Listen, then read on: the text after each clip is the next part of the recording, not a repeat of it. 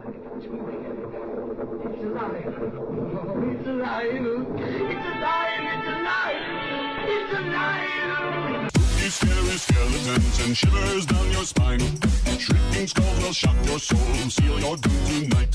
Spooky, scary skeletons speak with such a screech. You'll shake and shudder in surprise when you hear these zombies shriek. Well, I've got to say, I'm pretty chilly willy after that movie.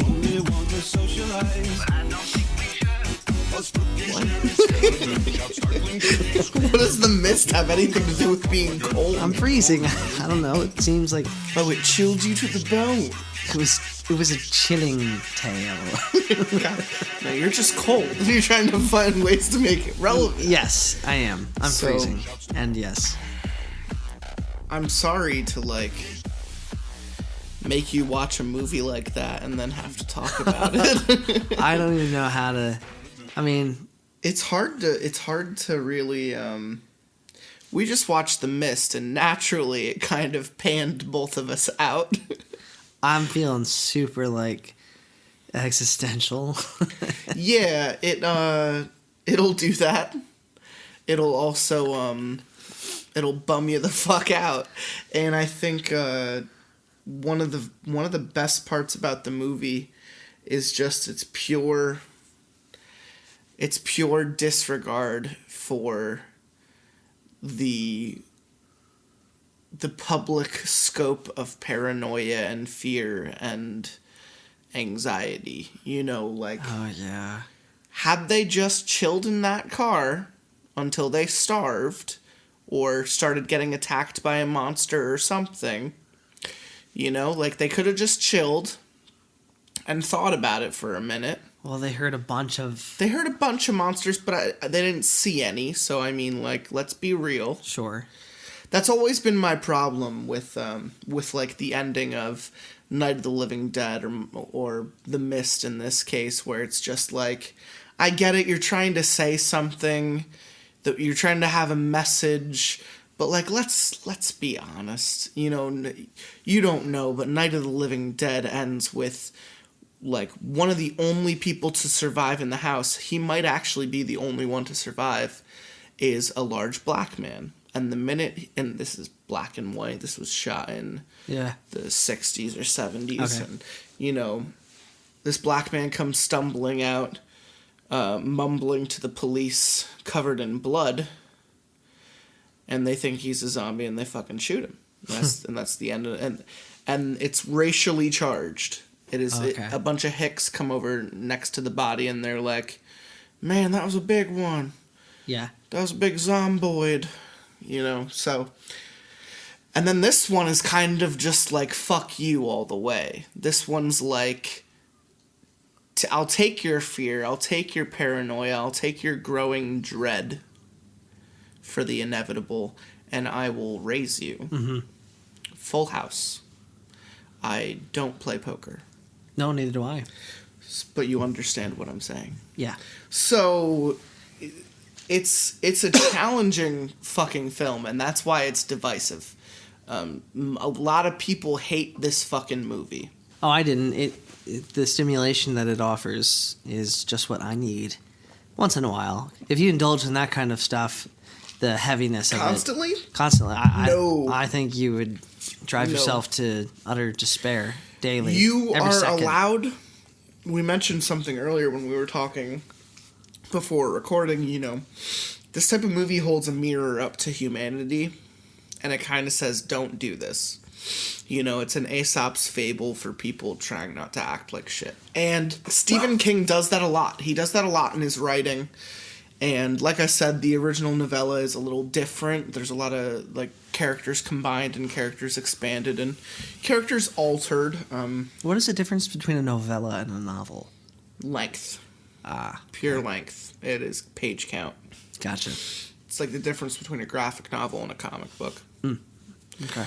So, you get one part science fiction horror with scientists fucking around with dimensions and technology, but you film it from the perspective of a everyman, and you put a bunch of anxious, scared people all together in one spot. go. You know, Stephen King does that a lot. Yeah. In a lot of his stories. I liked the dialogue. You know, admittedly, I'm not a huge, not a huge reader to begin with, and let alone have I even touched a Stephen King novel. I've never read any of King's works. But what I really appreciated at the movie is I noticed at least halfway through the dialogue between the characters, some of it was more informal at times of like just utter fear, and then other times when they were discussing and deliberating, I noticed a little heightened sense of the language in how they were regarding each other and how they explained themselves. You turned to me and you said, people don't talk like this. I noticed there were distinct scenes where there are moments. The dialogue just like in every just like in every movie. It was good. I thought it was poignant. That is all due to Frank Darabont. Okay. You know, as I was telling you during the movie, like I thought at times the actors were delivering it as if they were in a play live. Oh, which absolutely. was beautiful. It is the dialectic. It is you did say that it was the Socrates philosophical drama. It reminded me of ancient Greece. Yeah, the story told about one man that represents every man, surrounded by all men with different emotions and fears, and they all just clash on each other. Mm-hmm. Frank Darabont is, of course, most popular for his film notoriously snubbed because it unfortunately came out the same year as Forrest Gump. I am, of course, talking about Shawshank Redemption, one of the greatest films of all time. Yeah. And I can say that feeling that way. It's not in my top 10. I don't even think it's in my top 20. But when you watch it, you just want to watch it again because it's one of those movies that is just so great. The story is so good. Please tell me you've seen Shawshank. I've seen it. Thank God. Yes. So, Frank Darabont also did the much maligned Green Mile. Coincidentally, after Shawshank, he actually got Tom Hanks and did a movie with him. And Green Mile is often criticized for its kind of, again, it's another Stephen King story turned into a movie, and the movie consists of humanity holding a mirror up to something that they don't want to, which in both the case of Shawshank and Green Mile is the prison system. Mm-hmm. So, let's take those two into consideration for a completely different critical eye, and then let's take in the version of The Mist, which is society, classism, stereotypes. Spiritual belief. Religion, yeah.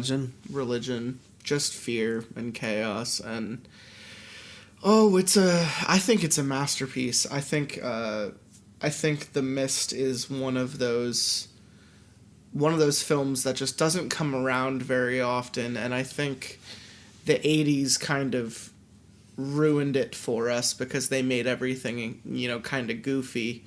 The last I could think of that does something similar to The Mist, and I know this is probably going to roll a couple eyes, but Dawn of the Dead by Zack Snyder, his remake of course, the notorious Dawn of the Dead, made in, I think, the 80s, early 80s, Romero's follow-up, and, or is it Day of the Dead? I always there's so many of the Deads. Yeah. Return of the Living Dead is fantastic. Anyway, you don't get such a critique of humanity in film so often, and I think it's great. That's all I'm trying to say. Yeah, I agree. It's not often a movie is trying to say, man, we can be really shitty sometimes, and then force us to watch it tear apart innocent people. Yeah. Because that's reality. And people don't like reality. People like to go to movies to be That's true. removed from reality. So I think the divisive nature of this film is, of course, the ending. And I think a lot of people don't like that they would also pull the trigger on themselves in the same situation. And I think this movie makes people uncomfortable. Ethically. Yeah. Yeah, that movie did a really good job at kind of forcing the viewer to really consider what they would do. You know, it's compelling. Yeah, I mean, I didn't want to get too carried away by it. It's been around for a while. I definitely recommend it. It's one of those films that if you're feeling something not as heavy as The Road, but not as calm as Invasion of the Body Snatchers, then this is a cool medium between the two. It's kind of sci-fi, kind of thriller, kind of horror. It does kind of drama. You know, it does a lot of good things. Yeah. And I just definitely recommend it to people. It's an obscure piece of cinema that just doesn't exist anymore. Sure. So I am here with, of course, Tenron Otrin, and we are here, and, you know, the mood is low, and I think that's befitting the final stretch here. I didn't even bring it up yet. The left-right game. We are finishing the left-right game today. And I don't know if I have expectations anymore. No. Alice is all alone. Alice has seen herself as a ghost, and has also seen what the road can be, which is so much. It has elements of time, elements of space. I think The Mist is a great film to watch before you come into this, because so much of King's series Dark Tower is about hopping between dimensions, and I think The Road exists on every dimension in existence. You know, I think what is happening in the left-right game is cosmic mishap. Space and time has collapsed in this needle of a haystack we call our planet, and it's just kind of gone ignored. Yeah. And someone stumbled upon it, and someone is drawing attention to it, and I think the only expectation I have left is to find out why. And you know what? I don't think that's gonna be answered. No. Of course If not. this is a good story, it'll kind won't. of be alluded to. But I'm trying not to set myself up for disappointment at the very same time. Yeah. I think we'll be content. You always start, and I think it would only be fitting that you start this time. Sure. But again, we have to, on every episode like this, we have to do a little quick catch-up. And that's just, this story is about an investigative reporter who joins a caravan, who its only purpose is to drive down roads and take the first left, then take the next right, then take the next left, then take the next right. That's it. Let's start the story. I'm just kidding. So much has happened with this caravan of people, and to lay it out quickly, there have been tests, and the caravan has to pass them or fail them, and we have slowly been dwindling in our numbers because people have either realized that they don't have it cut out to make it in this type of world, on this type of plane, or they have simply made a mistake and have not thought it through well enough. And it's unfortunate, but it's ended in all of their deaths. And to rattle it off real quick, we started with a caravan of, I don't know how many people. I want to say 10 or 12. Yeah, something like And to go down the list, Ace, he passed through Jubilation. He made it past the hitchhiker, but his car was not well equipped for dealing with Jubilation, and he was towed away, so to say. And very next was that Apollo? Oh my goodness. Yeah. I'm pretty sure it was Apollo. Yeah. So Apollo and what's her name? Eve. Yeah. Apollo and Eve go next, and that's just because they lose their cool a little bit, and Apollo tries to play the hero. He dies for Eve, and then Eve dies through her own trepidation. And then Bonnie goes nuts because it's revealed that she had talked to the hitchhiker from part 1, which everyone was told not to, and it has driven her insane, like rewritten her brain a little bit, and she kills herself. And Clyde, who she traveled with, killed himself because he could not live without Bonnie. They were brother and sister, and they were old. Yeah. And then it left us with Blue Jay, Alice, Rob, our commandant, and Lilith.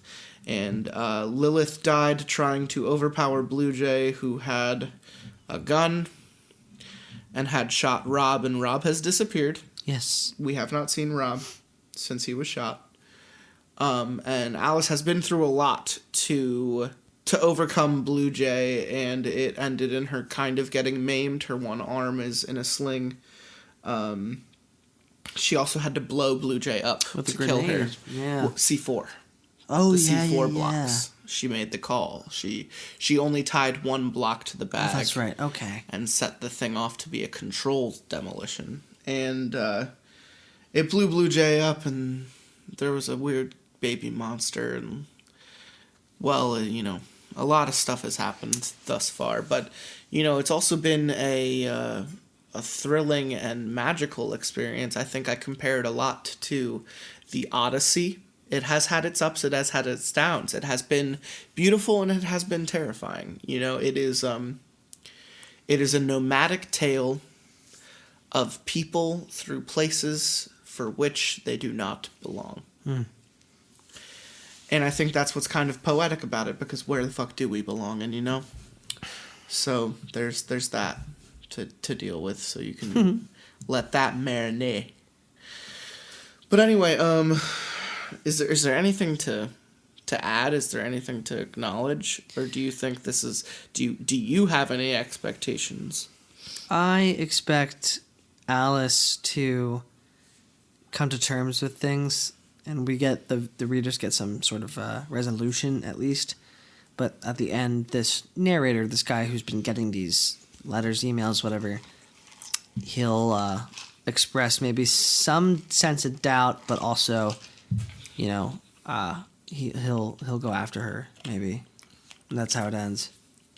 But maybe perpetuating keeping the circle the left right game going, keeping the circle going, keeping it running. We have gone into many conspiracies about what is actually going on here. What if over the last several episodes? But I think the idea that it exists only to draw more people. What if is one of my favorite ones. Rob is the narrator guy from the future? That'd be weird. Maybe.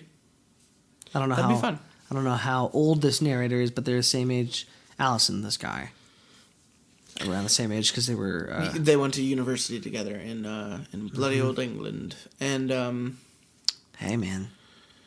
And you have a point, but it would be fun. But I just don't think that that's what's going to happen. I think I would not be surprised if Rob just never comes back. I would also not be surprised if there is not an ending. If I look at it as this. She's either going to keep going until it gets her killed, turn around and decide to head back, or it's just going to end. You know, I really don't see much conclusiveness to be drawn. It would be nice. Let's find out. Yeah, dig in. Let's do it. So this is part 5, our part 5. This is more likely part 11. Probably something like that. Of the left-right game. But yeah, we read 2 parts every part. This is the 5th part. No, so this is part 9. Okay. Yeah. I think one time we read 3 parts. I don't think so. I think we've read 2 every episode. Oh, okay. This is the narrator. Sorry I've not been in touch, guys. It's been a busy month. However, I'm pleased to announce that as of yesterday night, I finally touched down in Phoenix, Arizona. I'm posting this log from my first American hotel room, which offers a gorgeous view of both the state hospital and a local prison. Auspicious times. Drop me a line if you're in the city or if you have any information at all. The left-right game. This will be February 15th, 2017. As the darkness closes in, I find myself dragged deeper and deeper into the depths of my own subconscious until I sink through the back of my mind into an indescribable place. A featureless, directionless, timeless void that exists at the weakest point of my life. I can feel myself drifting away, surrendered to an almost imperceptible tide, carried slowly but inexorably from the world. The rest of the night unfolds in fleeting snapshots. I briefly feel my body lift up from the ground, gravity pulling at my limbs as I'm conveyed through the forest. An unknowable stretch of time later, I feel a distinct burning sensation to my right. In the world I currently inhabit, only an echo of the pain reaches me, but I can tell that it was once substantial. Unable to divine its purpose, I let the sensation fade away before descending once more into the placid darkness. When my eyes finally work themselves open, the sun is beginning to rise. Without an ounce of strength left in my body, all I can do is peer through my eyelashes, taking in the vague scene before me. I'm in the back of the Wrangler, propped up against a soft pillar of luggage. There's somebody kneeling beside me, tugging at my right shoulder. When I address them, I discover that my voice has withered to a spectral whisper, so frail that it hardly exists at all. Rob. Hearing my voice, the figure shuffles round and kneels before me, staring into my eyes as they slowly regain their focus. You just lay back, Miss Sharma. I just finished patching you up, but I gotta make sure it's good work. What happened to you? Denise had me at gunpoint, had to act like I was all but dead. When she ran into the forest, I got free, took the med kit into the trees, fixed myself up a little. I was coming to help when I heard this awful noise, went to check it out, and that's when I found you. Is the engine running? Wanted to warm the place up for you. You were in shock, and since the battery don't run down anymore, I thought... No, I mean, how... The key, it got... You think I'd risk getting out this far with only one copy of my car key? Rob seems almost insulted. Thinking back to everything I've learned about him over the course of this trip, I can see why he might be. Even in my weakened state, I can't help but laugh, though it admittedly comes out as stilted wheezing, diffusing quietly into the air. No, that's... No, that's actually very you. I think Blue Jay would have appreciated that information last night. Yeah, well, she didn't ask. I'm glad you made it, Rob. Glad you made it too. They build 'em tough down in London. I rest my head back against the luggage. I'm from Bristol. Of course, yeah, of course. That's... Sorry. Rob tries to recover his smile, but it slips quickly from his grasp. In its absence, his features cringe into sudden, uncontrollable sadness. Miss Sharma, I'm sorry. I'm so sorry. Rob Guthard's weathered face bursts into a heaving mess of tears. He repeats those two words as he lumbers towards me, throwing his arms around my waist and resting his head on my left shoulder.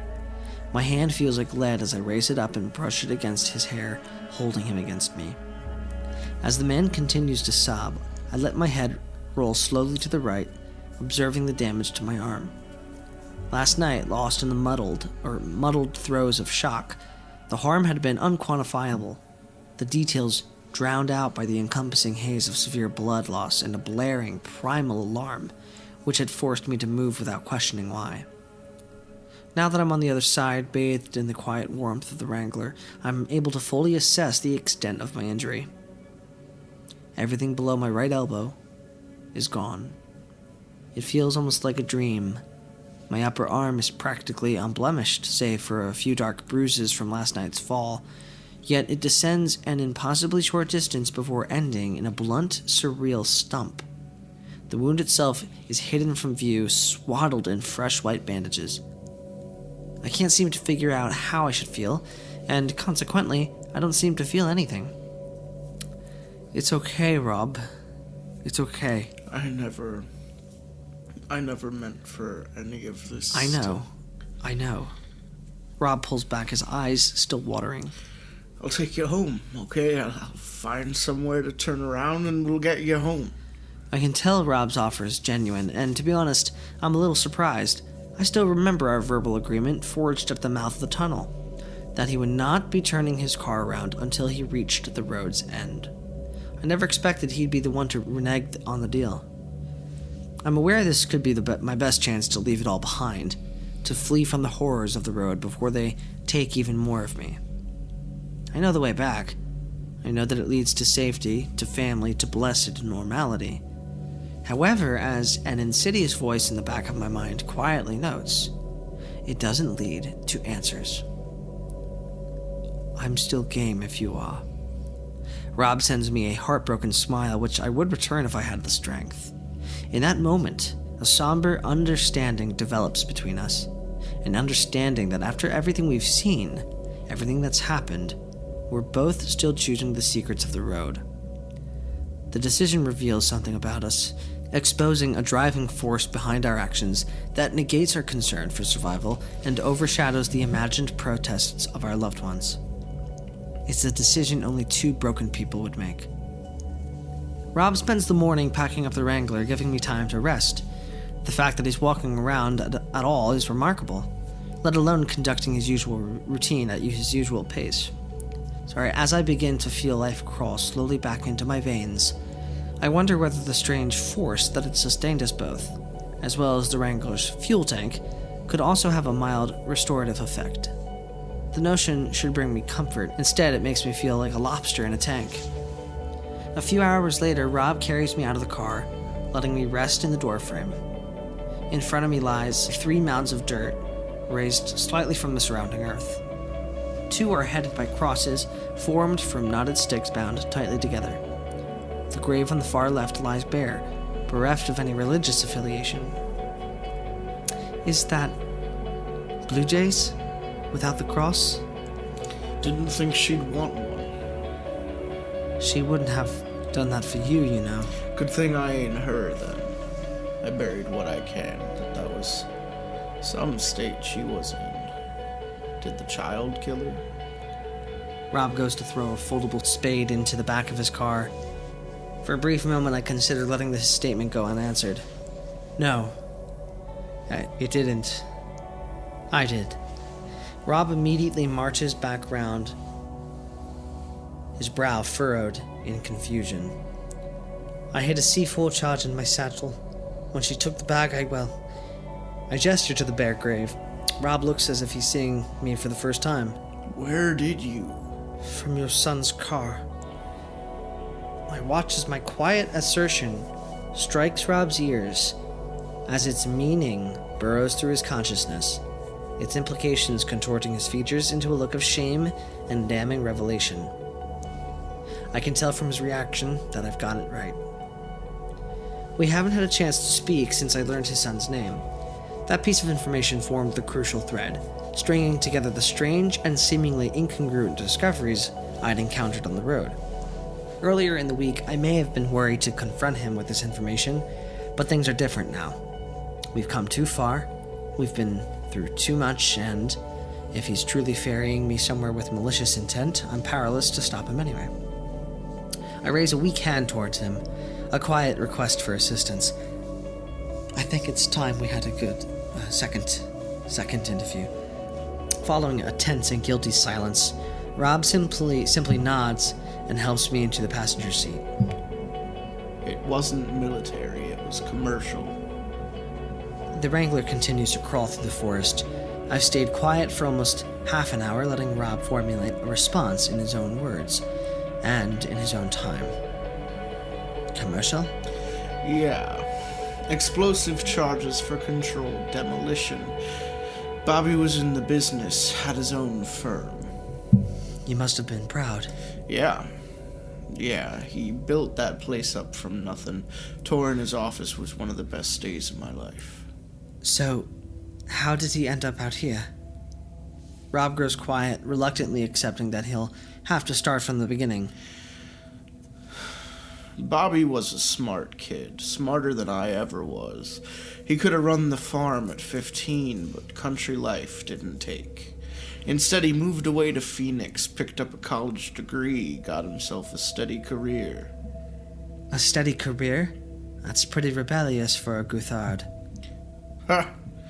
Well, we were pretty different people, didn't always get along. I was still a courier in those days, always jetting off somewhere new.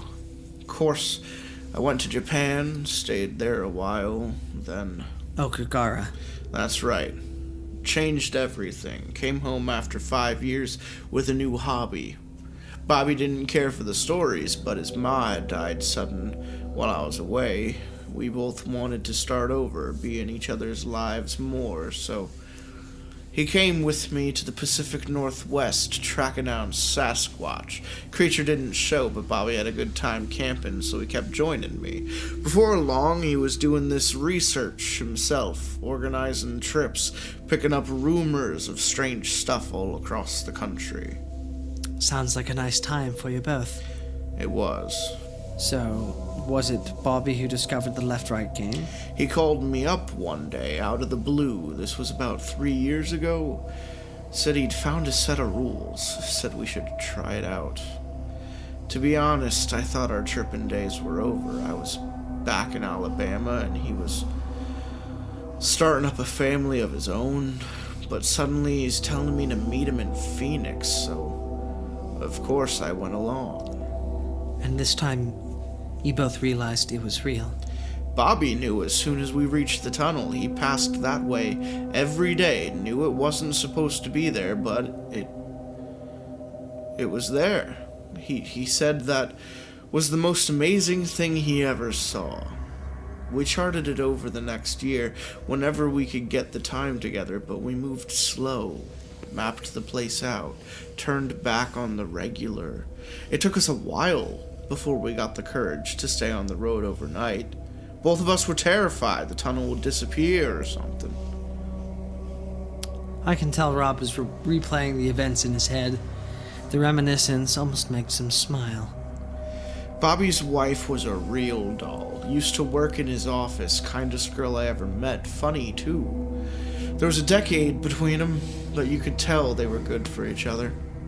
He shared everything with her, including the road. In fact, once Bobby got a little more secure with the rules, they started to map it together, exploring their own little world. After a brief pause, Rob's expression sinks slightly. The reminiscence is growing darker. A few months go by, I'm hearing from Bobby a little less, but I expected that. Then one evening, I get a call from the hospital telling me my boy had walked into some ER in Phoenix. Was he okay? No. He was in a bad way, leg all busted up, delirious, asking for Marjorie. They found her bag in the car, but she was nowhere to be found. Bobby lost her on the road. Yeah, that's right. On our second night here, after we lost Ace, you told me the road had never hurt anyone before. Well, that wasn't a lie. At least it wasn't the road that got him. What do you mean? They made it to the forest. None of us had got that far before, but this time they pushed a little further than usual. Do you know why? They were gonna have a kid.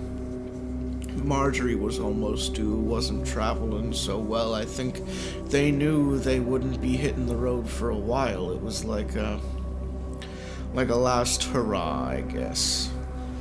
But only Bobby came back. They explored the woods till nightfall. When Bobby said they had to turn back, Marjorie didn't want to.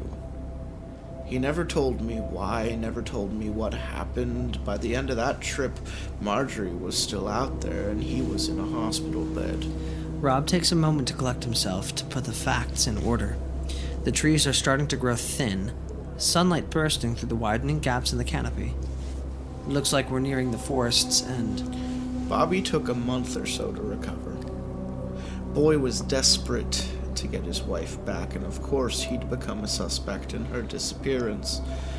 Needless to say, the first thing he did was head onto the road to find Marjorie. But he didn't. No. He found her. Just a little sooner than he thought.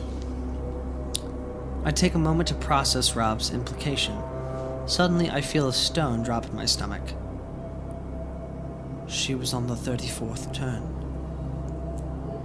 Rob nods solemnly. Wasn't the woman he knew, of course. Stood there all day, just mumbling about the road. Didn't even recognize him. I remember he called me up right after he first saw her there, his heart breaking. He tried almost every day from then on, always stopping at that turn. He'd yell, he'd plead, he'd bring pictures and gifts, but she just never responded. Don't know if it was really her, but whatever was on that corner, it belonged to the road. Bobby lost something of himself on that corner after a while. His fascination with the game turned sour, turned to hate. He thought the road was something evil, that it had no place linking into our world. I was checking up on him at that point every few days or so. One weekend he said he was doing better, even said he'd been into work. I thought maybe things were turning around, but then he went quiet. Didn't pick up his phone for 3 days. I had my place in Phoenix by that point and a spare key to his house, and that's where I found the note, telling me he'd gone back through. One last bid to find his wife. And if he couldn't bring her back, well, He was going to destroy the tunnel. cut the road off from the world. I played the game in Phoenix, Chicago, a few different places, but that one tunnel is what links you to the road. I looked around his garage, found the box for a phone, a lot of electronics all over the place, pretty clear what he'd done. So I jump in my car. We pass out of the forest onto a long, narrow road. In the distance, I can see our route winding up a towering wall of sandstone, disappearing into a set of rolling mountains. He passed me on his way back, just before I hit Jubilation, thundering down the road at full speed, driving like crazy. That's when I knew he hadn't found her, that he was going to take out the tunnel, end the game once and for all. But he never got that far. I tried to call him. Called his cell, tried the radio frequency. There was a number on the SIM card documentation that he had. God help me, I even messaged him on that one. In the end, it was just me and him, racing back to Phoenix. He was faster than me, but I was driving better. And after a few bad corners, I caught up. You ran him off the road. Rob stares out of the faraway ridges, his hands grasping the steering wheel. Cell service don't work through the tunnel. He knew that. He was either going to blow it up on this side or while he was in there. So you were trying to save him or save yourself? Neither. I was trying to save the road. Say what you want about this place, Miss Sharma, but it's a doorway out of everything we've ever known. It's the road out of reality.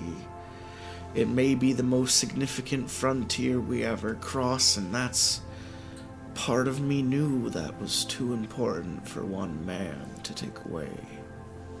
For the second time today, Rob battles back tears. And for the second time, he fails. They roll silently down his cheek as he continues on. He was more injured than I thought. He'd hurt himself bad before he reached me. That's why he was headed to the tunnel so quick. He wanted to destroy it while he still could. The road had taken almost everything from him. And then I took the rest. I denied him his hope, took away his chance to leave the world on his own terms. In the end, he didn't even seem angry. He just asked after Marjorie. Asked me why she did it, why she left. I laid him to rest there, visited the place often, but I never had a good answer for him. And that's when I started prepping the next run. So you posted his logs online and pretended to discover them? Thought people would ask less questions that way. And where did we all fit into this? Why did you bring us here with you? I guess I thought it was time the world knew. Didn't want all this to end up an old man's secret. Honest to God, if I knew the road was gonna... I swear I never would have brought you here. Rob's features tighten, all his shame and guilt rising to the fore. I can't say it isn't deserved. Despite his intentions, despite his penance, the man had blinded himself to clear dangers, hurt those closest to him, and, on a road where secrets had killed so many, he'd kept the most significant one of all. Well, perhaps not the most significant. You didn't bring us here, Rob.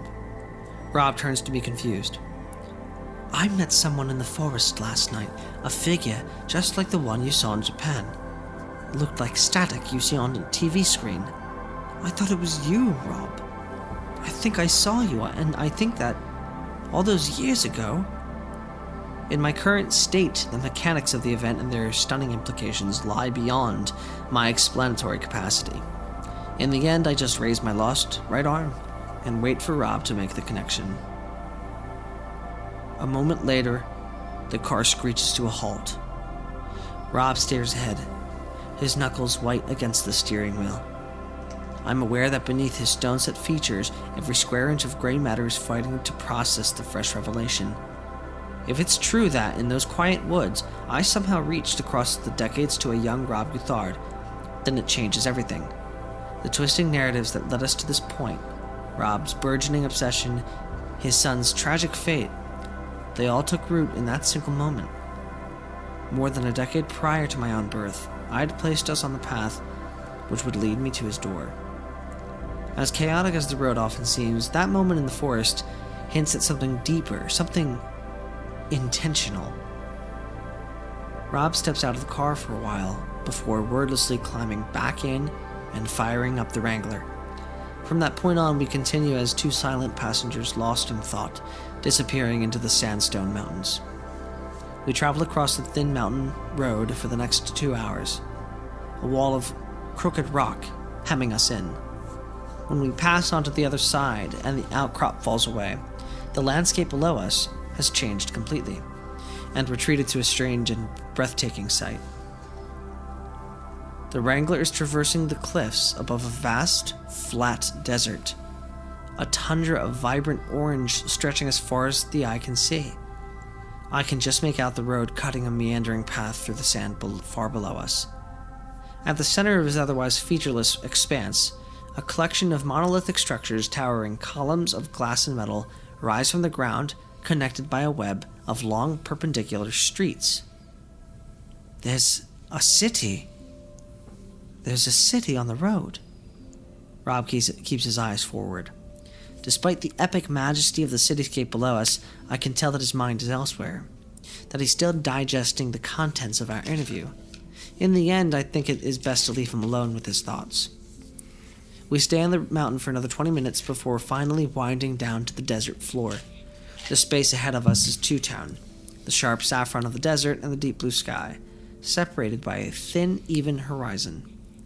The only objects that cross this perfect boundary are the hulking gray towers of the city, rising from the sand and bursting through into the heavens. I don't think it's a good idea that Rob is now secluding himself. I think him being lost is in his own thoughts.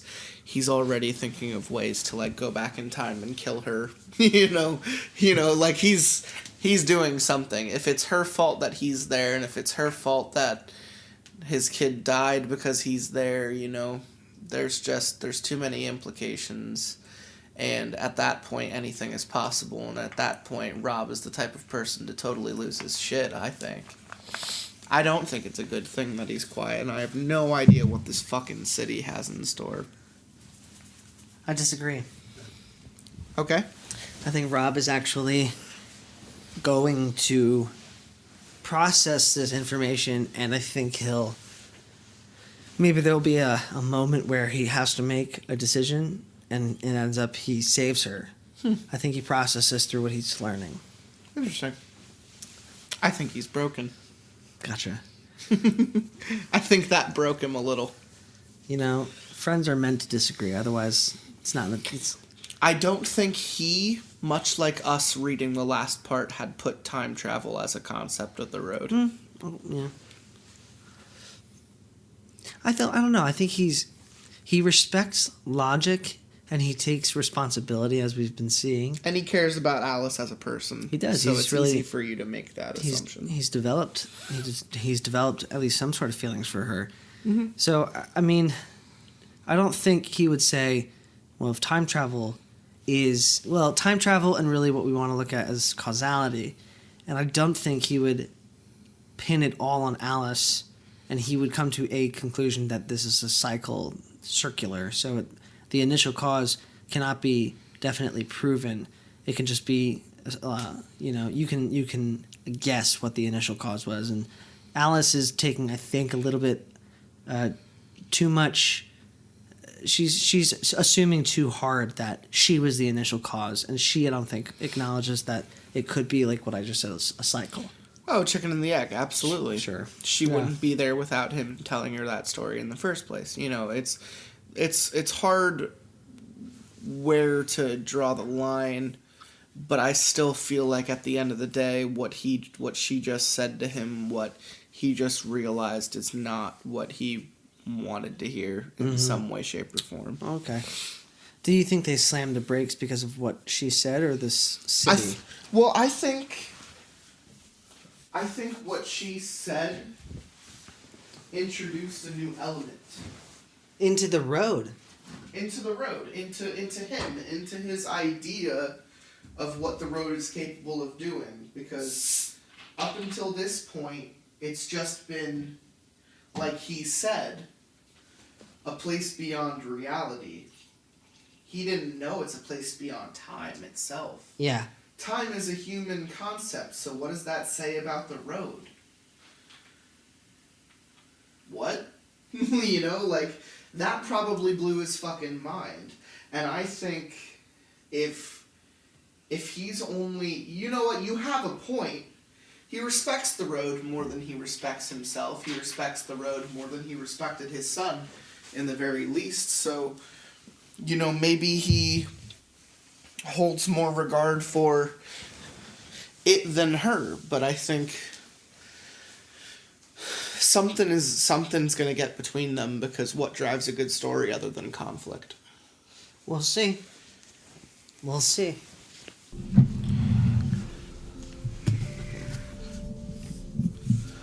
We snake along the desert road, the city looming even larger as we make our tentative approach toward the border.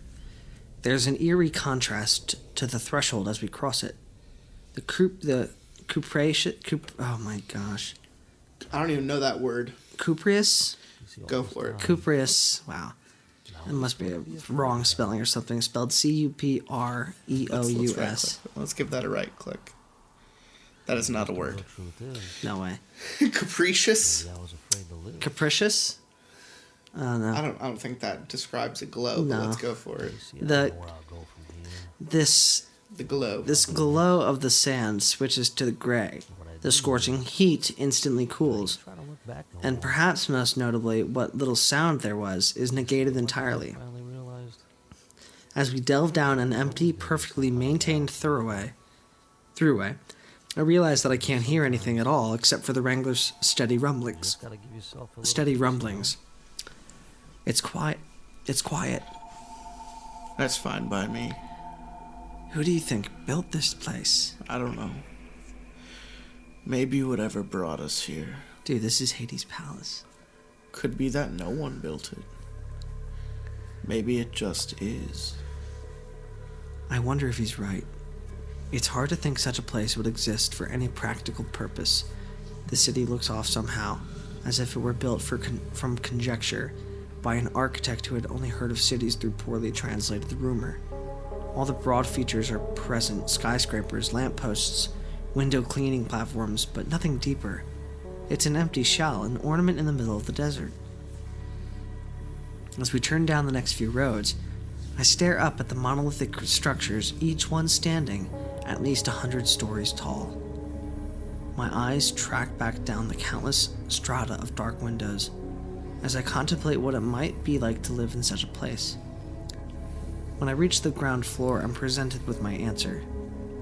There's a young man standing at the ground floor window, his hand resting against the glass. He's wearing a dark gray suit and a look of almost mesmeric shock. His mouth opens, his hands shaking, his unblinking eyes staring past us as the Wrangler rolls by. My eyes quickly track back up the skyscraper's glass facade, scrutinizing each row of windows in turn. I'd naively hoped the buildings would be empty, that this place would be nothing more than a colossal ghost town. And now that I know otherwise, each pane of glass feels like a dark pool of water, still on the surface, but with a sinister potential lurking within its depths. A few seconds later, more of them arrive. There aren't many at first, just a few scattered figures stepping up to their windows, pressing themselves against the glass. However, like a light sprinkling of rain that erupts into a downpour, the frequency of their arrival quickly doubles, then triples, until not a single space lies unoccupied. The Wrangler shrinks, subject to the scrutiny of countless individuals on every floor, in every window, all of them clad in the same monochromatic formal wear and staring down at us like the emissaries of a grand tribunal. As the Wrangler passes by, they continue to stare straight ahead, though it's clear they're aware of our presence. Rob, there's... I see him. Rob puts his foot down, shedding the weight of 1,000 pairs of eyes as he leaves the building behind. As the final column of windows slips by us, I glance back, hoping to see them return to the depths of the building. Instead, in those last few moments, I witness their collective demeanor fracture into a desperate frenzy. Their mouths opening in a silent scream as they slam their fists against the glass. Turning back around, I stare into the buildings that currently flank our vehicle. The figures have already arrived at their windows, and their calm is already fading. Rob, we need to go faster. I'm on it. The Wrangler growls with a renewed ferocity as Rob plants his foot onto the gas. We lurch towards the next corner, accelerating down the road as Rob scans for any hidden turns. I achingly shift into my seat, keeping an eye on the scene developing in our wake.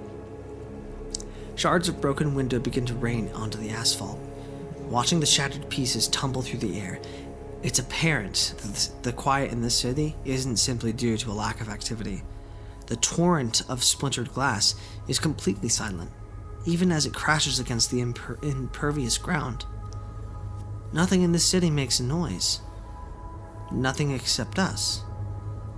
The thunderous engine of the Wrangler has never sounded so loud.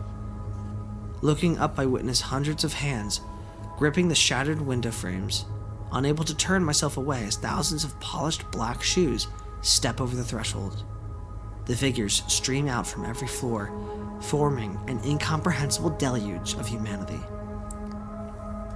The first wave strikes the ground, with more and more landing against them, a heap of tangled figures struggling to separate themselves.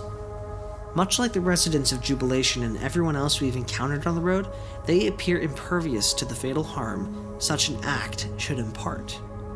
Those that landed on their feet hardly even stop, turning toward us, sprinting after the Wrangler.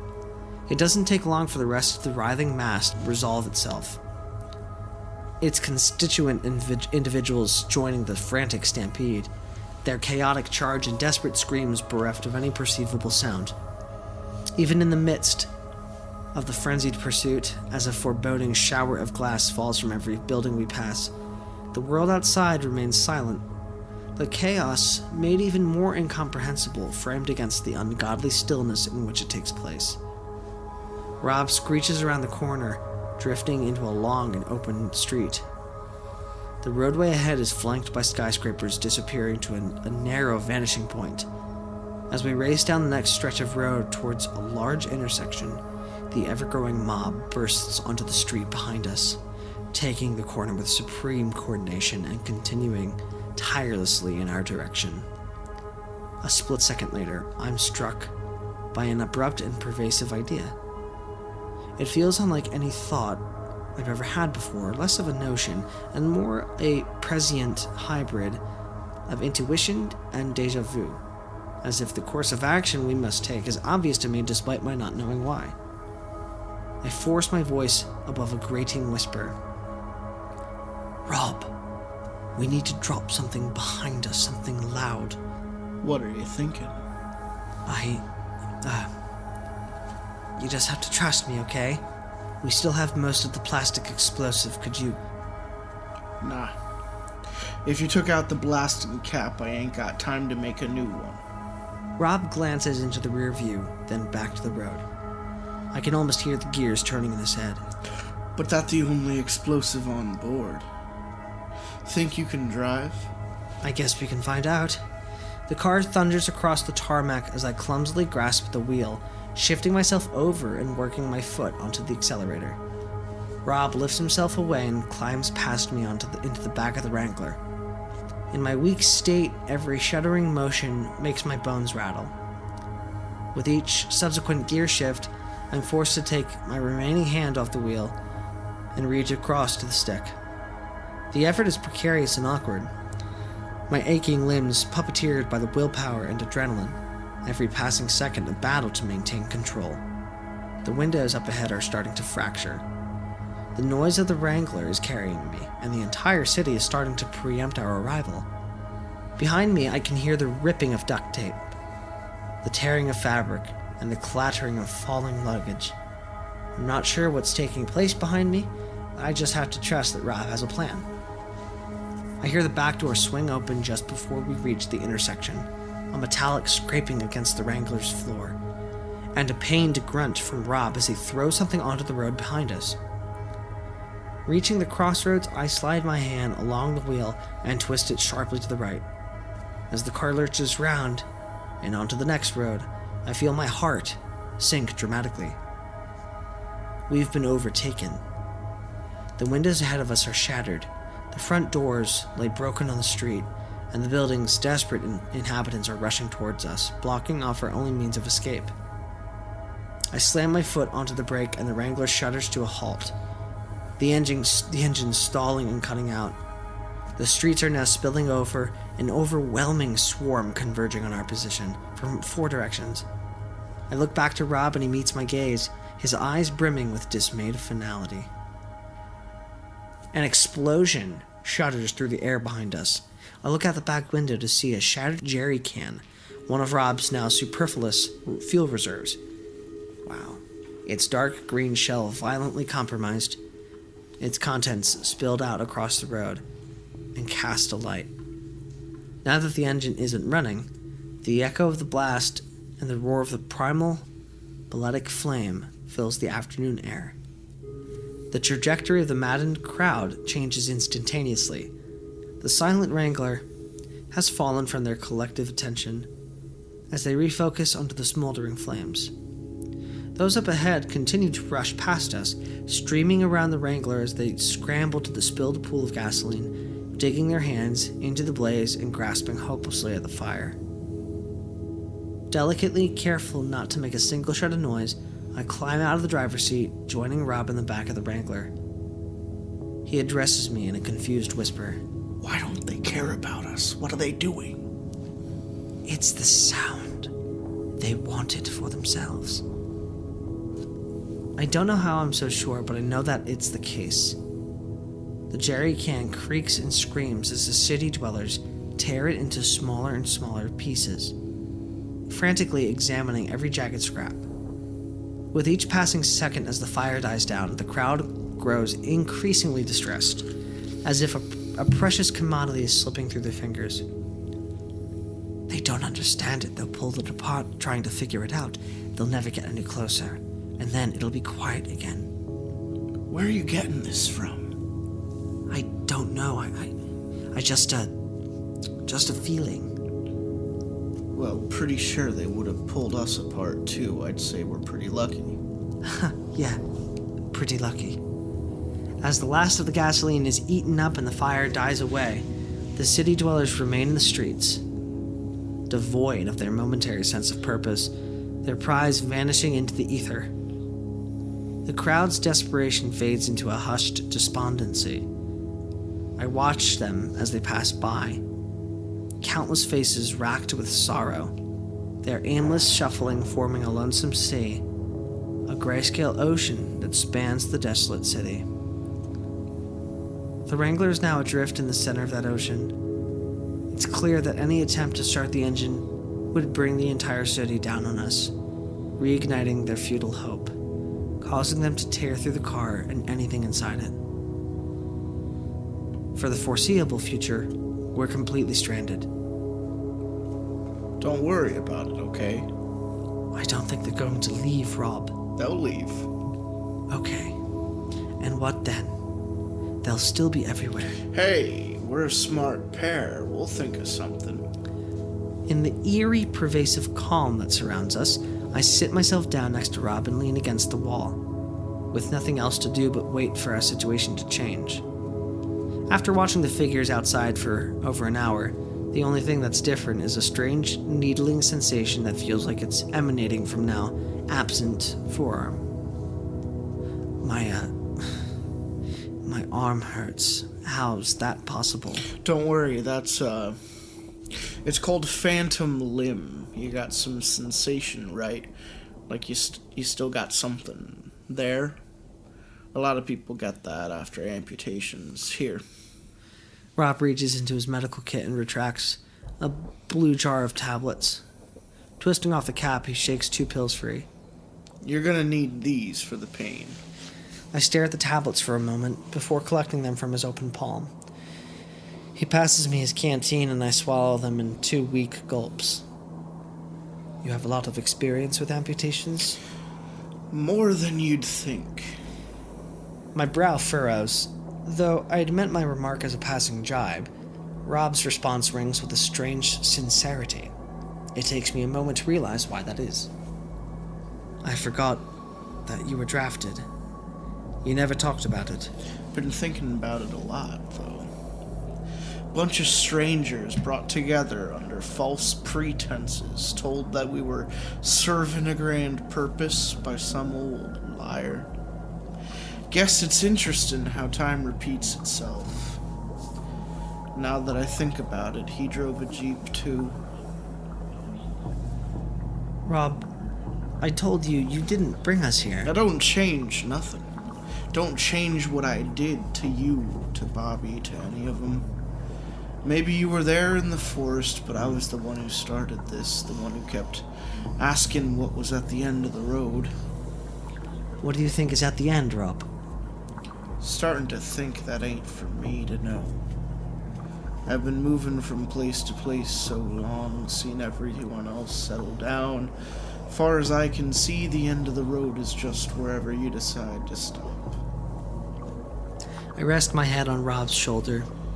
He gently places his arm around me. It isn't long before medication starts to take effect, quietly overtaking my already weakened constitution. The pain subsides, dulled along with the rest of my senses. The stun is still streaming through the windshield as my eyes begin to drift shut. I watch the figures pass the window, my eyelids getting weaker. I don't want this to be the end, Rob. I know, Miss Sharma. I know. The last thing I see before I fall into a dreamless, artificial sleep Is Rob Guthard's hand reaching for the rifle? It's like the mist. Jesus F. Read. When my eyes work themselves open, the sun is beginning to set. I feel like in an earlier episode of this little mini-series, did I try doing a David Attenborough impression? Yeah.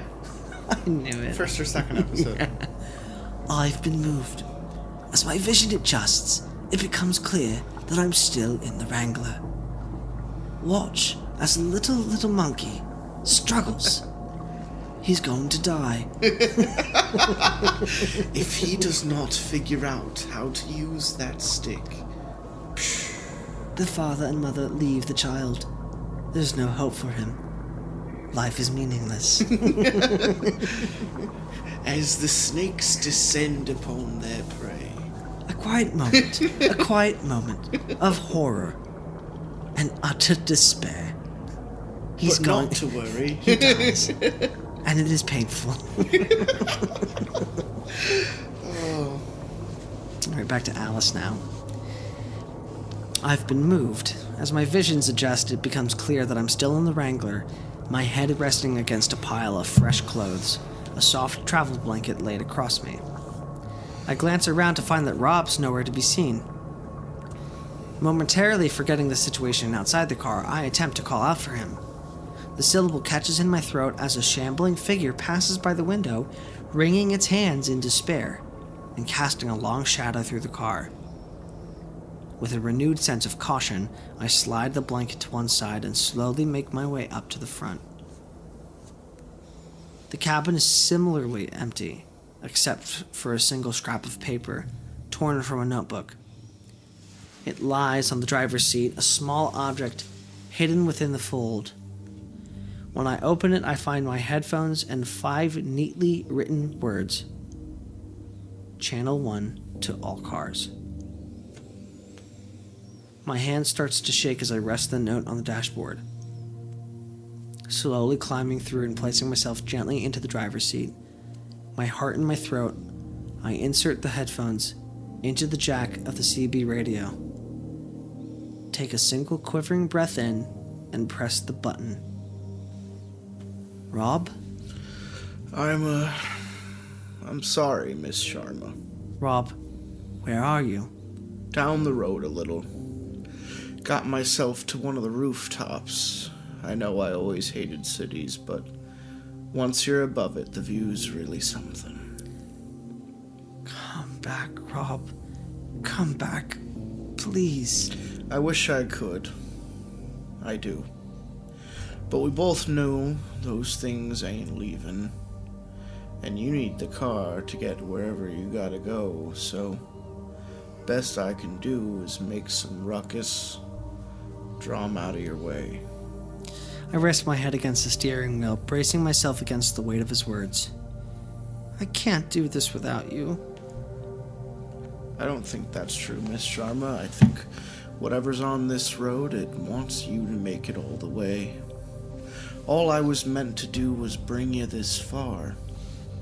Now, you don't have to listen to it. You can turn around and head home, but either way, only one of us is driving out of here. So I guess the only option left is, which way do you want to go? Well, are you ahead of me or behind me? I can be anywhere. It's your choice, Miss Sharma. In the wake of Rob's words, in the shadow of the decision, I'm cast into silence. Not because the choice is hard, but because I'm ashamed that it's so easy. It was made the moment I first stepped into the Wrangler, and renewed in every perplexing moment since. The need to know, to comprehend, to uncover the truth has been with me all my life, but I never knew its roots ran so deep that it would endure so ardently when everything else, everyone else, had been stripped away. I stare into the rearview mirror, seeing myself for the very first time, and I have to admit I'm scared. Stay where you are, Rob. Okay, Miss Sharma. You ready? Yeah, I'm ready. All right, then. Suppose it's about time this thing did some good. The shot explodes through the radio before a faint booming echo reaches me on the quiet city air. Its effect on the city dwellers is immediate. Their collective melancholy shatters in an instant, replaced by a renewed fixation. Before I knew it, the disparate crowd unites once more into a stampeding horde, rushing past the windows of the Wrangler and back down the road towards the source of the noise. They on their way? As the last of the city dwellers disappear behind me, I run my hand across the steering wheel and down to the ignition. Yeah, they're on their way. Okay then. What are you waiting for? With a fateful twist of the key, the Wrangler roars back to life. The wheels kick against the asphalt, transporting me through the streets of the city. As I barrel away from the intersection, I see a small contingent of pursuers rushing around the corner behind me. Rob fires the rifle again, maintaining the attention of the majority. The stragglers fall away in my rearview mirror, losing ground against the Wrangler. I take the first left, and then the next possible right, then another left. A few minutes later, I eventually find myself on the last stretch of road, leading me back into the vast and empty desert. So you're gonna make it? Yeah, I'm gonna make it. Good. That's good, Miss Sharma. If you find Marjorie, if you get a chance to let me know, well, it's more than I deserve, but... Of course I will. I appreciate that. Okay, they're gonna be here soon, so I'm gonna go radio silent for a while. If I call, you'll know I made it out. If I don't call, you just assume I made it out, okay? Please tell me you're going to be alright, Rob. It's been a real honor driving with you, Miss Sharma. The sound of a final shot reverberates through the radio, its echo drowned out by the roaring engine of the Wrangler. The world shifts around me as I burst out of the city and back onto the desert road. You think he Killed himself? Absolutely. Yeah. Absolutely.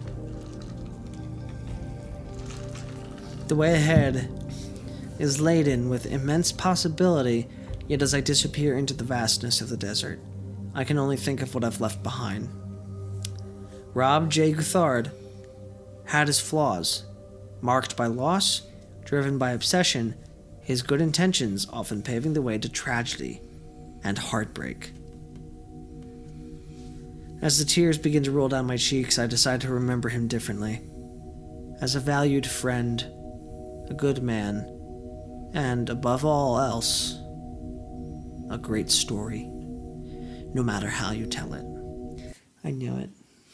Yeah. I didn't know that was gonna happen. I kind of think it's poetic that we watched The Mist when the opposite happens. The guy with the gun runs out as a diversion to kind of get all the monsters to follow him instead of, a last-ditch resort. Yeah. So, when he said that his time in the army was creeping back up on him, that means his PTSD of being swallowed by humanity was most likely also creeping up on him. So taking the shot on himself was probably the easiest decision he has had to make this entire trip on the road, I would assume. Mm-hmm. After he saw how they took apart a fire in a jerry can, you can imagine what they would do to his body if they found him. If he refused to stop making noise. Part of me would like to think that if he just went quiet after making all that noise, that, if no one found him and he just went quiet again, they'd probably leave him alone. But what then? Yeah. Does he walk on the road for the rest of the journey? I just don't think it's probable. I don't think it's possible. But it's fun to think about. Yeah. But I do think he offed himself. I knew Rob was going to come through and save me. Yeah, you held out hope. I thought he'd be incensed, but I didn't really channel. I guess I didn't really think about how he. I acknowledged how he felt about her, but I don't think it. I don't know what else there is for the story except for that ominous, omniscient voice.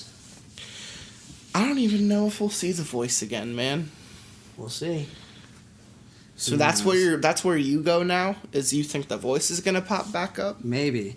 Well, I'm really having trouble thinking. I think it's just gonna be, and here I am, and I'm on the road, and it has not ended. Cut to black. I don't know, dude, because I'm having a real tough time thinking about how she has had the opportunity to, one, write all of this, and two, write it with such a it's a good point. Storytelling. We have not yet answered the question of how the fuck has this ended up back at I'm thinking roommate university. Somehow she gets to a point where she is allowed to write about this or something. She has to. I don't know. Maybe she has to agree to something. Maybe she just gets a quick internet signal and uploads it to the cloud. So you think she was writing this along the way? Yeah, she absolutely was. Are you implying that there's going to be a time travel element and that's the only way that it's uploaded? I'm thinking she wrote all of this after the whole trip concluded. You think she got back? She's writing from memory. I don't think she got back. Okay. That's where I'm at. I'm not saying she got back, but I'm saying she got somewhere. She gets somewhere. She got somewhere. And she gets an opportunity. She went in Arizona and popped out in Alaska, but she went somewhere. Yeah. So we'll see. This is the final part of the left-right game. Well then, here we are, aren't we? I have to be honest. When I posted the first pages of these logs from my bedroom in North London, I didn't think it would go very far. After all, why would it?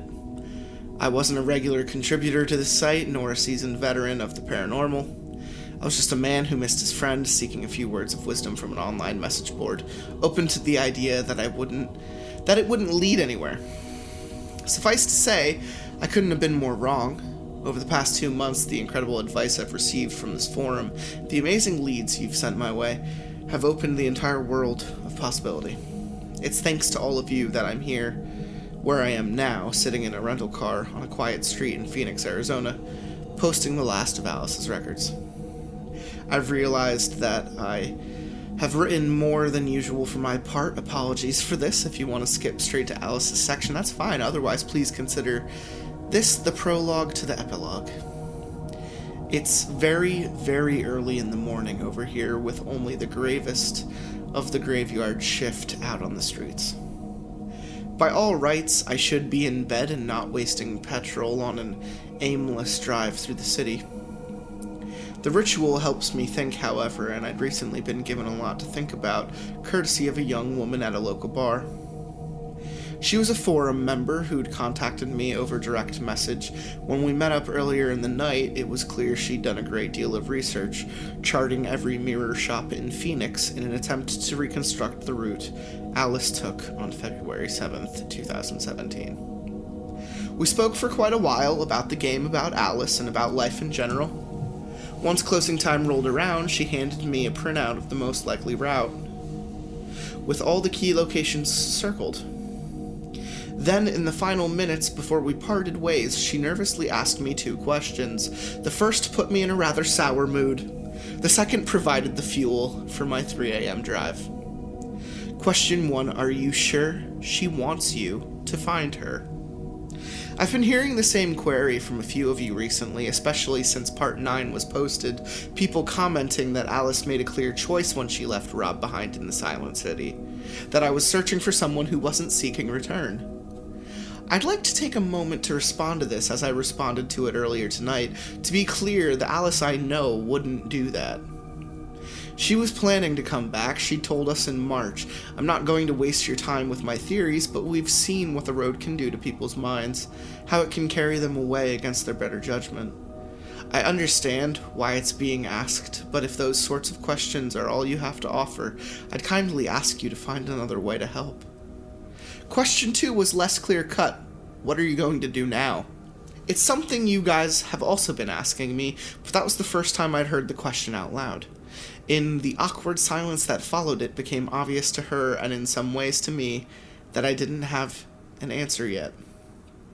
I decided to take a drive while I figured it out. I've been in my car for the rest of the night.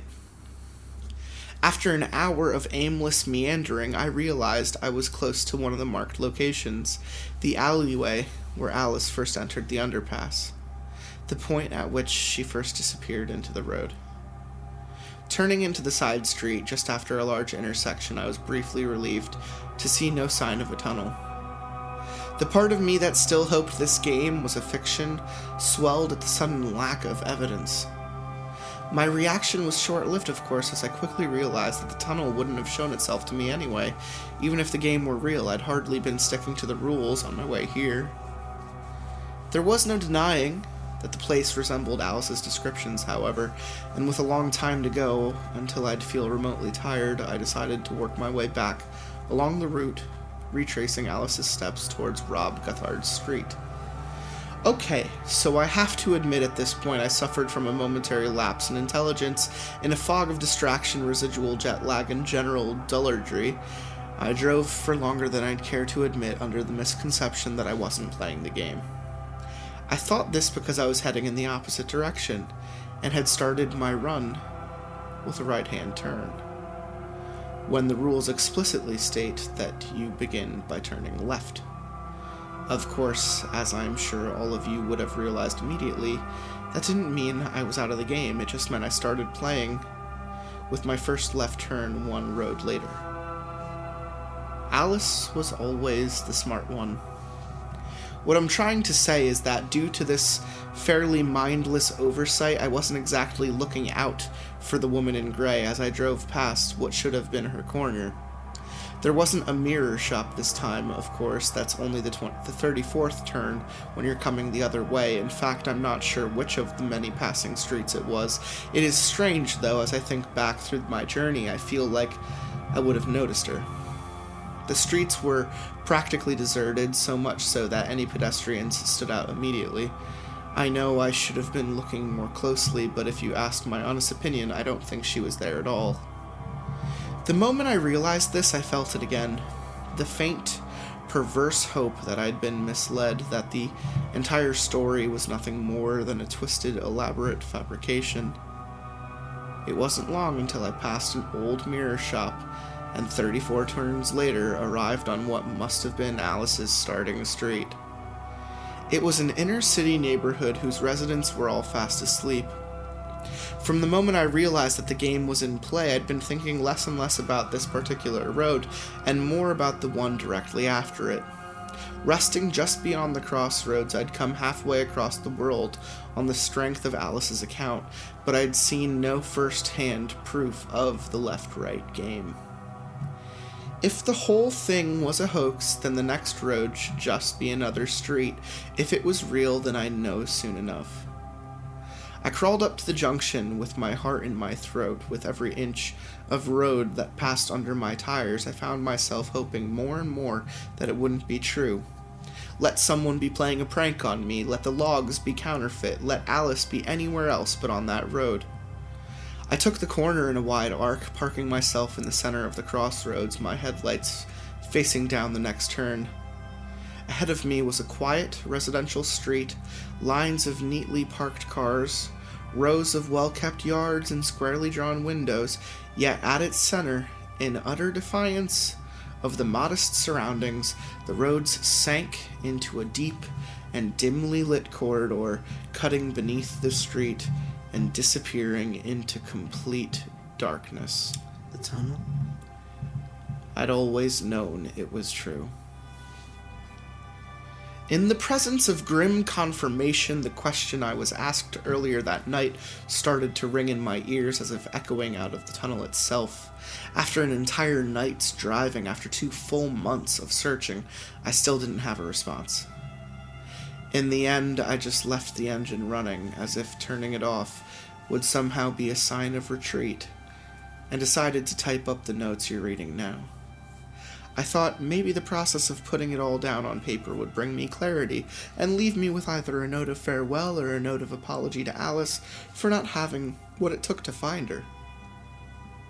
And now, here I am, still undecided, still writing, still sitting in this rental car on a quiet street in Phoenix, Arizona. Though perhaps the streets, not as quiet as I thought.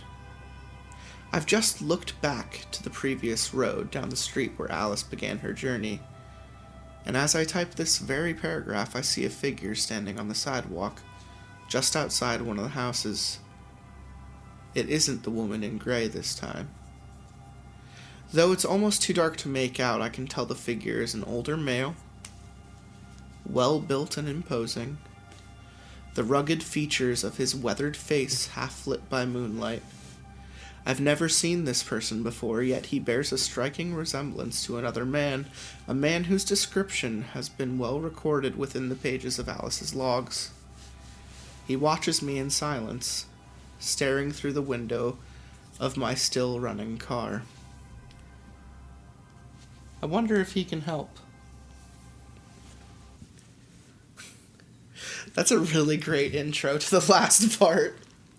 You think that's the last we're hearing from the narrator? It is. It absolutely is. And I think that figure is Rob, and I think Rob is now deeply embedded in the road. The same way the gray woman is, the same way his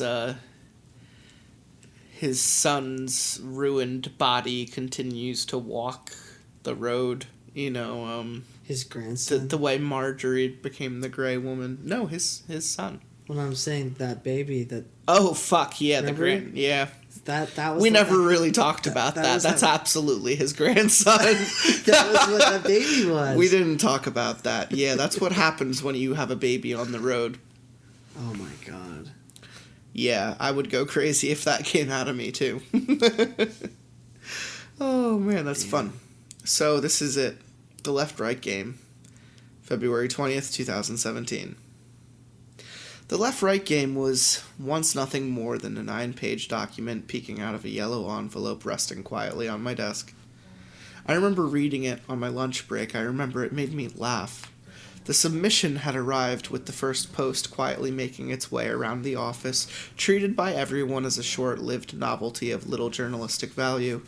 The story was easy to dismiss, appearing all too similar to the rambling ghost stories and blurry UFO sightings that filled our mailbox on a daily basis, and which most of the senior staff had learned to instinctively ignore.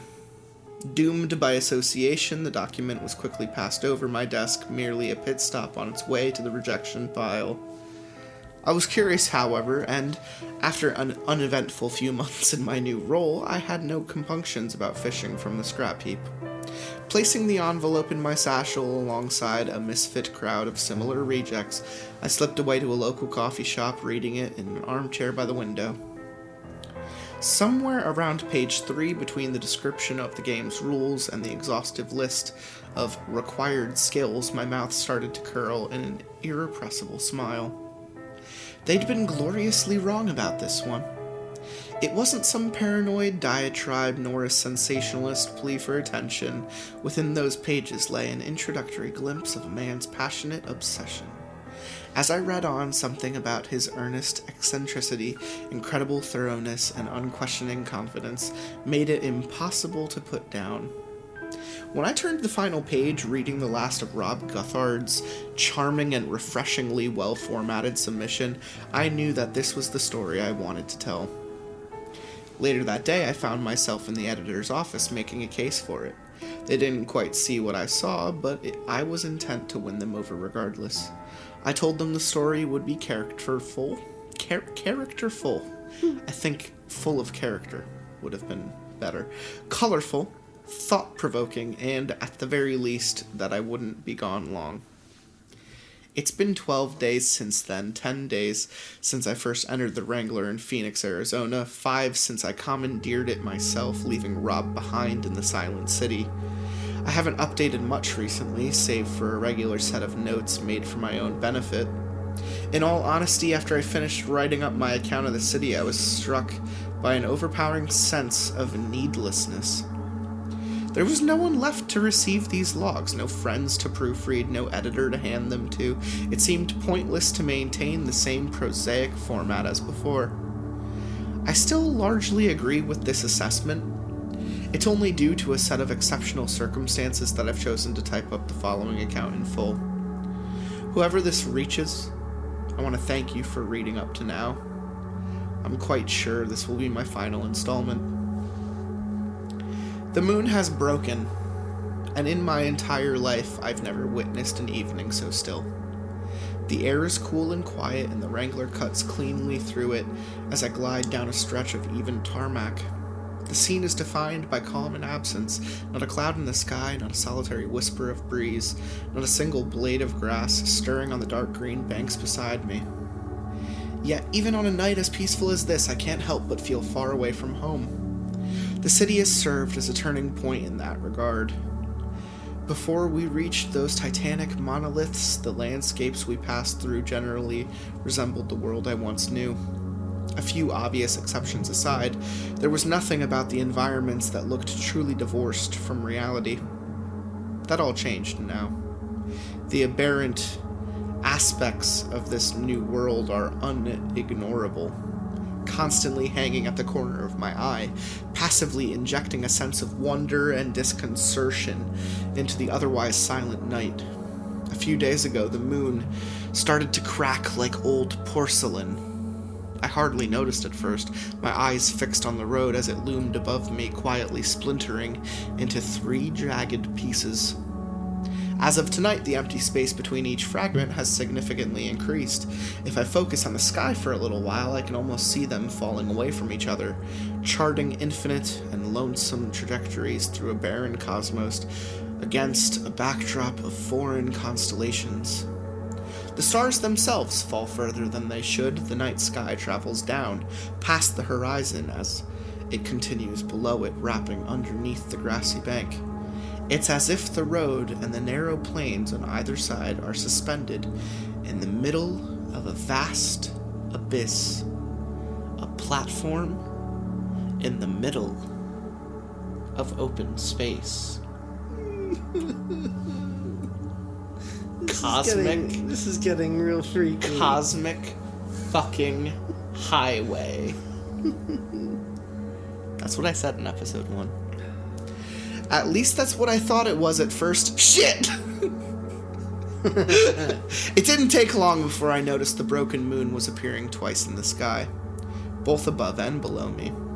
A pair of orbiting satellites identical and in perfect alignment. That's when I realized that there were no stars below me. I was merely staring across a flat surface so flawlessly mirror-like as to cast a perfect reflection of the heavens above. I was driving through the center of a lake. The water is impossibly still. Since leaving the shoreline proper yesterday night, I've seen neither a wave nor a ripple across its placid surface. It's also undeniably vast, reaching beyond the horizon in every direction and continuing further still. Could you imagine a huge body of still water? Absolutely not. How And terrifying. your road is just in the middle of it? How terrifying. No. Oh my goodness. Without being sure how I know, I'm aware that the water carries on for an unspeakable distance, that I would sooner reach the stars themselves before setting foot on its opposite shore. I lean over and switch gears. The act of driving the Wrangler was a daunting one at first, but after the first 2 days, I've managed to make do. An old scarf wrapped tightly around the steering wheel serves as a makeshift handle, allowing me to navigate corners one-handed. I don't have an elegant solution for the gear shift, but I've quickly grown used to the process. If I've learned anything from the road, it's that grace is the first casualty in the fight for survival. Adaptability, no matter how clumsy, outlasts it at every turn. A few minutes later, the Wrangler pulls up to a spacious verge, a large circle of land surrounded entirely by dark waters. At the far end, the grass seems to fall away, dropping sharply into the lake with a dead stop. The road continues, of course, but it's the only thing that does. With nothing on either side, it forms a narrow bridge of perfectly flat asphalt raised on a bed of mud and rock. I pressed my boot onto the brake pedal, easing the Wrangler to a steady halt at the center of the clearing.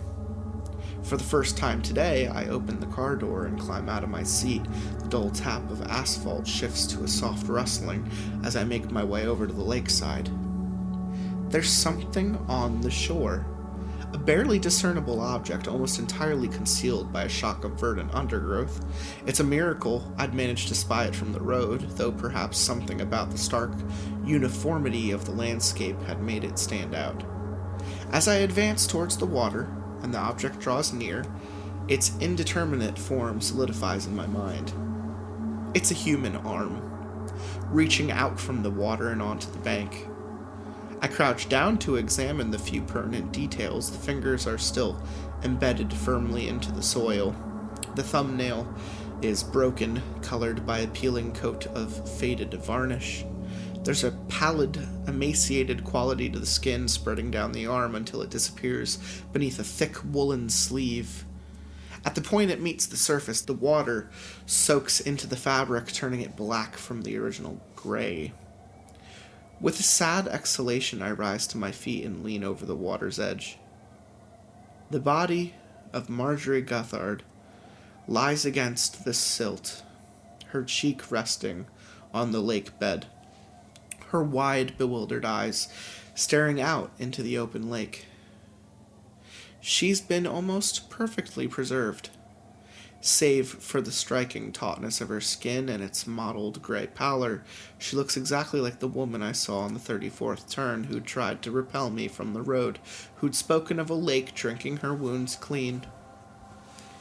It seems her ramblings weren't completely void of fact. It's clear to see that Marjorie has been exsanguinated so completely, in fact, that the only evidence that blood ever flowed through her veins is a large dark stain across her shredded blouse.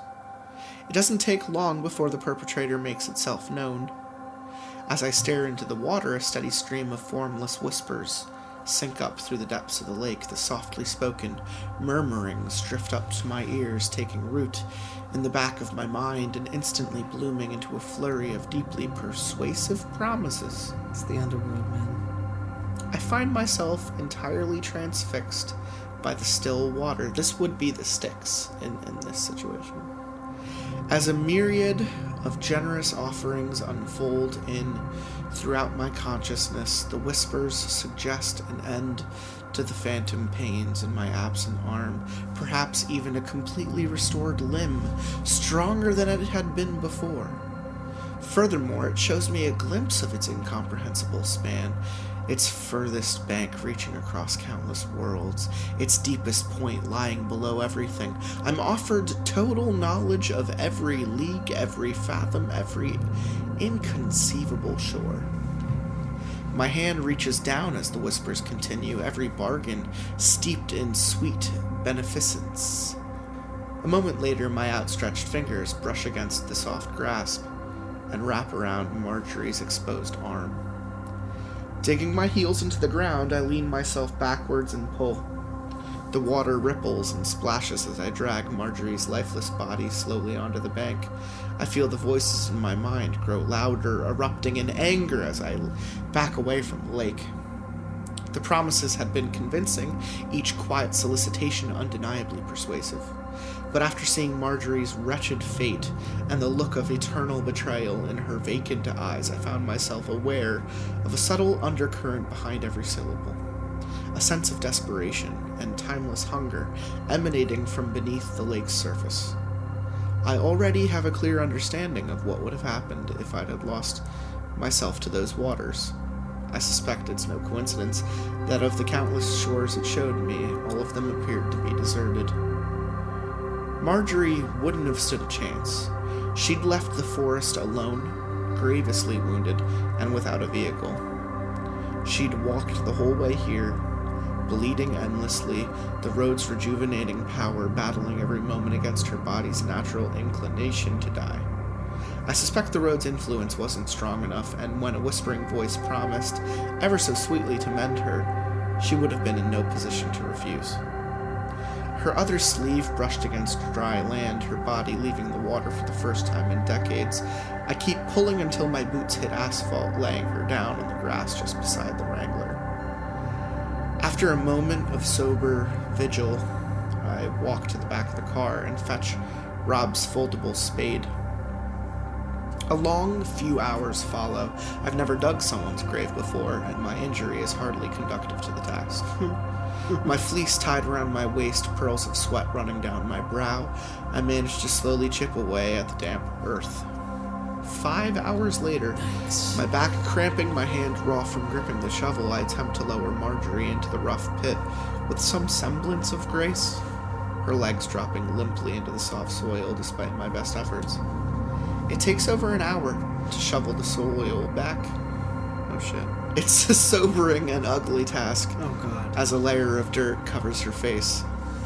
I realize this will be the last time a living person lays their eyes on Marjorie Guthard. Guthard. Marjorie Guthard. Burying her suddenly feels disrespectful, as if it's an act I don't have the right to perform. Once it's done, I drop onto my knees, a dull ache in my muscles as I smooth out the disturbed ground with the back of the shovel. You. Even before I turned to face her, I could hear a scowl in her voice. There's an odious depth to that one acrid syllable. A potent witch's brew of contempt and accusation that feels like it's been festering in her drowned lungs for decades. Reluctantly, I rise to my feet and turn around, finding myself face to face with the woman I just buried. She looks different now. Her clothes are dry, her skin clear, with nothing to be seen of the deep, dark gash in her blouse. Marjorie? Unlike the empty vessel below us, the woman in front of me is by no means at peace. She shakes and retches with the same indignant fury I witnessed when we first met. When she speaks, her words shudder under the weight of her own turbulent emotions. I chased you. I ran to you. I gave him up for you. I'm sorry, Marjorie. I don't know what you mean. Tell me what you mean. The things I saw, things so beautiful, and I saw her walking alone through the new worlds. I gave everything up for you. I don't know quite what to say. It's pointless to ask her what she means, to try and understand her frenetic ramblings. In the end, I can only try to speak her language. Marjorie, I didn't mean you to. Marjorie's trembling breaths burst into a despairing fit of laughter. Oh, yes you did, and now you're here. Marjorie's wild and volatile demeanor shifts once more, her laughter degrading further into a desperate crying panic. And what do I do now? What do I do? Marjorie cringes with the terror of the self-imposed question, placing her head in her hands and repeating it over and over again. As I watch her wrestle with despair, I'm struck by an idea I've never before considered. The disconcerting notion that in death we are not transported to a set destination by some ethereal attendant, that in fact nothing is decided for us, perhaps the manner in which we spend our afterlife is down to us, a decision we have to make ourselves. Marjorie is standing over her own lifeless body, still lost, still entirely unmoored. There's no sign of boundless paradise, inescapable damnation, or everlasting nothingness, and the common thread they share, a final release from the weight of our own agency, is similarly absent. Perhaps we never get that freedom. Perhaps we continue like we always do, accompanied by all our imperfections, uncertainty, and discontent. Perhaps we must choose our eternity. Wow. After all my time on the road, that's possibly the most terrifying notion I've encountered. That is... Well, then, okay. I just don't buy it. Let me just step back. Sure. Let's swallow it. I am a person who has... I partially believe that it's like House on Haunted Hill. Or not. That's not what it's called. Haunting on Hill House. Haunting of Hill House. I haven't watched it yet. I'm sorry. Fuck! I'm sorry. Fuck! I've been doing a lot of stuff. And now I wanted to mention that I do not believe that there is such a thing as choice. I don't. I think believe your destiny is pre-planned and you're just following a path? No, I think we're programmed to do the things we do based just, I think, on neuroscience. I think neuroscience challenges the idea of freedom of choice. Oh, interesting. I think freedom of choice is an illusion. Well, yeah, but then you're still saying that there's a preordained choice that we will always make, and that we will always travel down that fork in the road. Sure, I don't want you to mistake me for thinking that there's a destiny and a plan. I'm just saying that it will. Like, for instance, okay, have you ever heard of chaos theory? Yeah. So that it appears to be random, or in this case, it appears to be a freedom of the choice, so technically random. But really, it's preordained and it's very mathematically complex, that it happens as a result of the initial starting point of the whole system. So for humans and for living things, I think even though we appear to have choices, it's all dependent on initial circumstances starting at our own conception as an individual. So I challenge that statement she makes with, we must choose our eternity.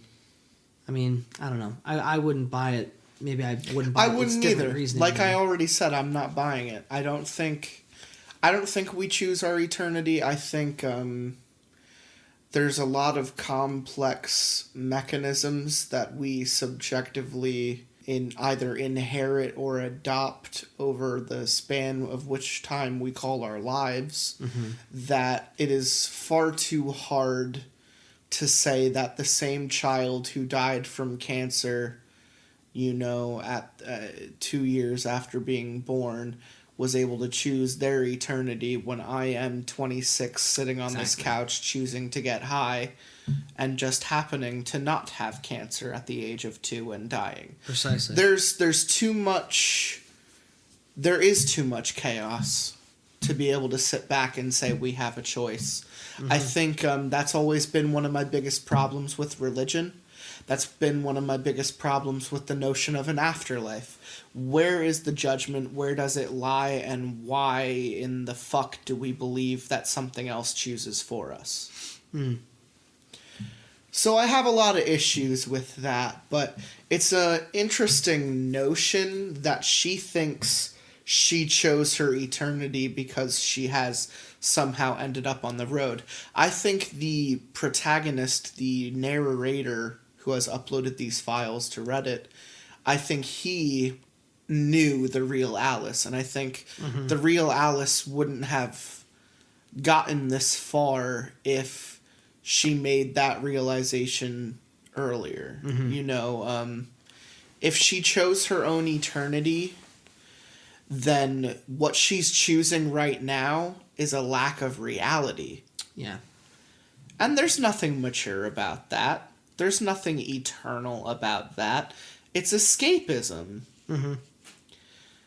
She's choosing to live forever on a fucked up road that bends time and space instead of going back to her normal life and trying to do something with it. That's not choosing your eternity. That's escaping from our set laws, our set physics, our set time, our set space.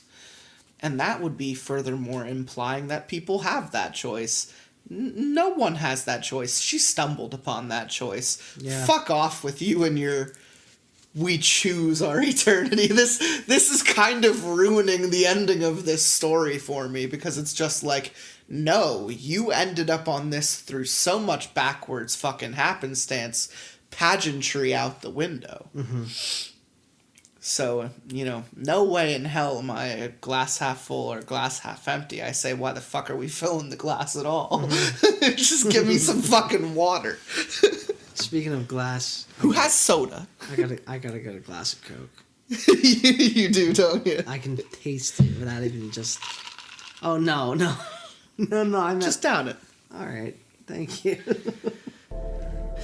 After all my time on the road, that's possibly the most terrifying notion I've encountered. He never stopped looking, Marjorie snaps out of her wretched despair, instantly aware of who I'm referring to, staring up at me with an expression I've never seen her wear before. I saw him walking on the road. He didn't stop. He was never going to stop. I think he was looking for you, Marjorie. He still is. Marjorie stares through me for the first time since we met on that quiet Phoenician corner. I can see the faint spark of something other than misery and rage across her tear-stained face. I hold her gaze for a moment more before pulling my phone from my pocket. In a single sweep of my contacts, I delete every number except for one.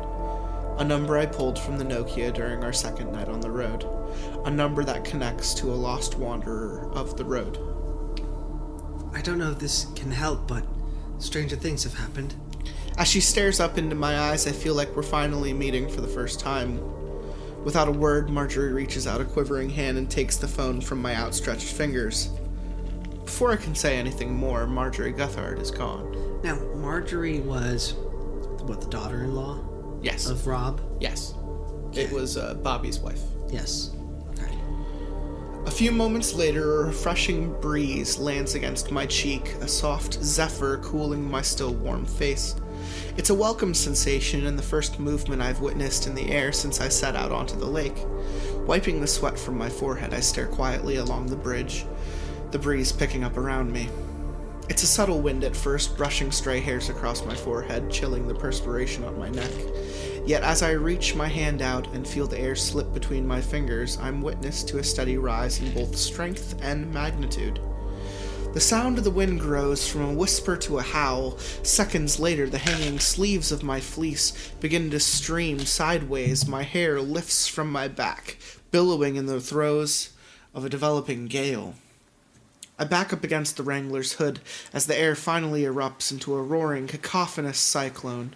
My hand reflexively seeks the sturdy frame of the Wrangler, my fingers wrapping around the grill, my arm tensing as the unrelenting wind threatens to drag me from the road. Squinting through the violent tempest, I focus on a single point in space, just above the threshold of the bridge.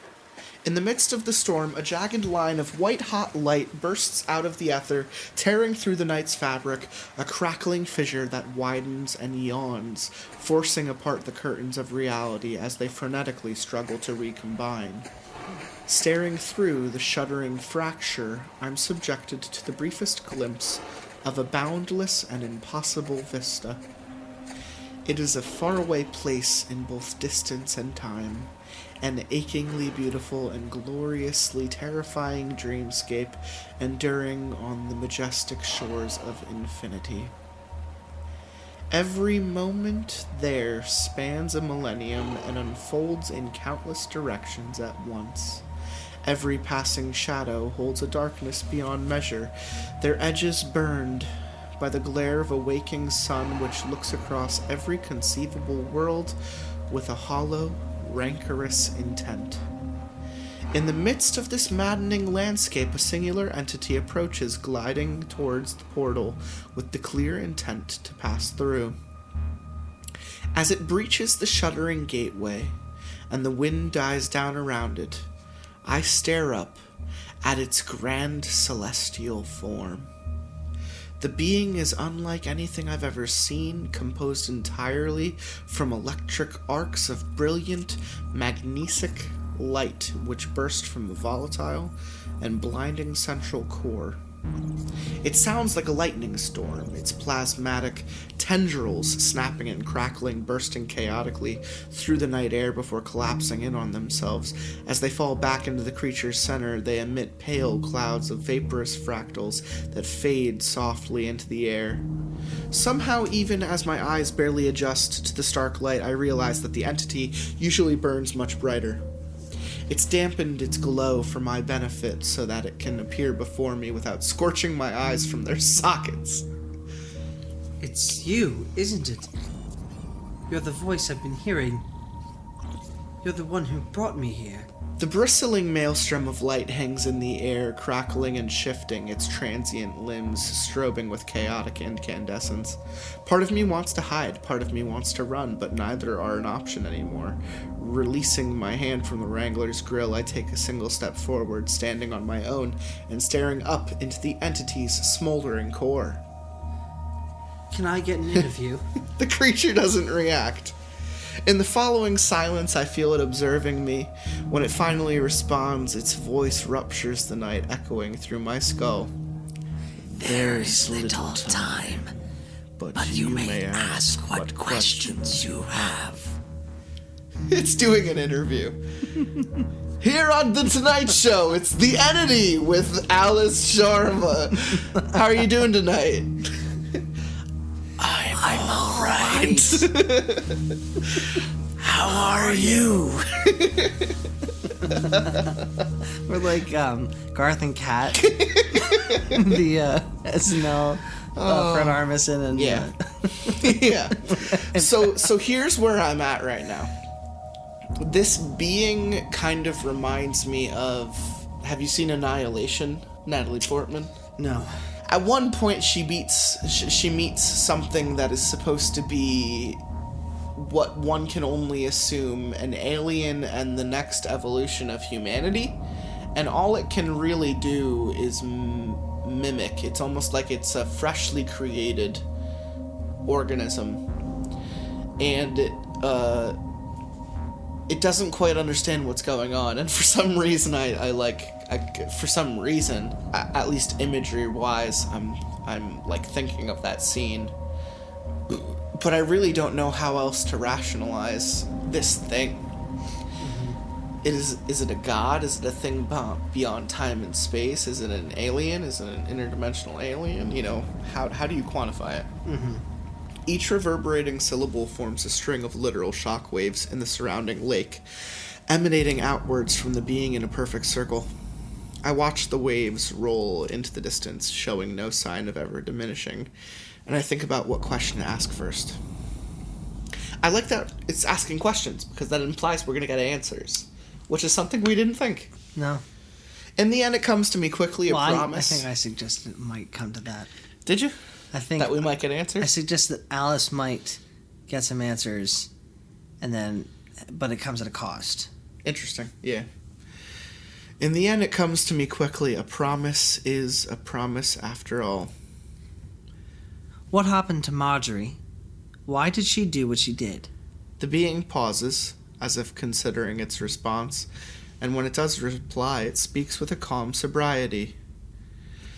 She glimpsed an echo of the future, dreamed of the road, of the things that it passes through. Like, what's ever through there? I gestured through the gateway, which is now almost entirely blocked from the view by the creature's spiraling form. She dreamed of untold frontiers. She saw a lone woman walking them. Over time, the fulfillment of that vision became everything to her. But it wasn't her. She thought she was seeing her own future, but it was you. Those 3 words, as they burst into the open air, casting 3 narrow waves across the boundless water, hit me with a deep and heavy force. Unbeknownst to myself, decades before I was even born, Marjorie had been driven insane by dreams of maddening grandeur, of a life of boundless possibility and true significance. She had given everything up to chase a shadow that eventually turned out to be mine. I hadn't just pulled Rob into this game, I was the reason for everything. I was the cause for the tragedy that befell his entire family. She didn't just dream those sights. You influenced her. You let her see them. The same way you made Rob see me in Okagara. You pushed and you prodded wherever you needed so that I'd end up here. Are you the reason Bobby got the rules in the first place? Yes. But why? You toyed with so many lives across decades. Why me? Why does it matter that I travel the road? Because across all humanity, across every conceivable permutation, you are the one who makes it the furthest. It speaks plainly, as if the statement were a foregone conclusion, yet its words strike me into silence. The creature continues. I've watched you work your way here through skill and through tenacity, and undeniably through luck. You were brought here because of these qualities, and they will carry you further along the road than any other. Then why didn't you just bring me here? All that influence, and you didn't lift a finger after everything that happened. Events transpired as they needed to. As they needed to? People died.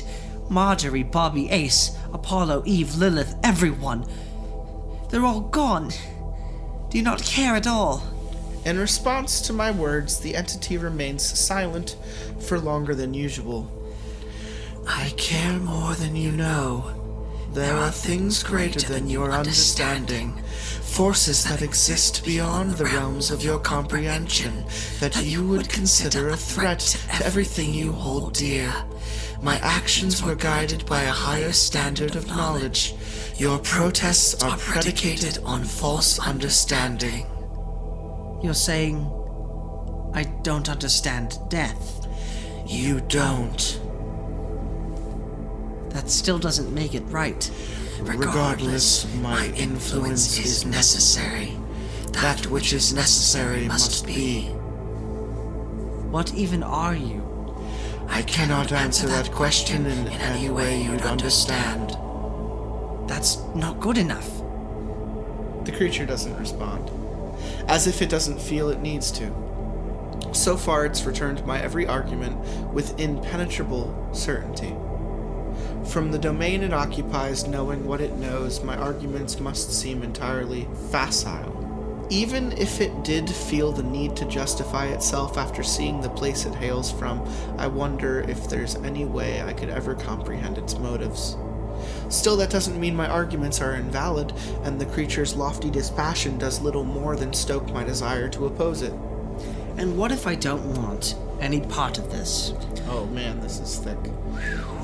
You are traveling the apparent strand, a singularly stable flaw in the fabric of reality.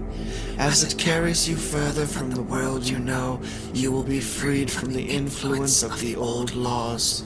You have already noticed the effects in those who settled the road, those who were lost to it, and in yourself, energy without consumption, knowledge without requisite experience. You are shedding entropy and causality. In time you will reach realms of understanding you cannot currently fathom. You will find answers to questions you never thought to ask. You will discover absolute truth. For this reason, you will carry on. That's the only reason? Do you need another? It doesn't come across as a question, but rather another blunt statement of fact. I understand the effect it's speaking of. Ever since the city, I've been encountering vague notions and fragmented ideas that occur to me randomly and without announcement. New avenues of thought leading to revelations that would otherwise lie beyond my mortal reach. I've started to comprehend things I could barely have conceived of back home, and though the onset of these notions had been terrifying at first, they grow less so with every passing day. No, I don't trust you, I don't. Your trust is immaterial. You will travel the road regardless. The creature's already stark glow starts to intensify.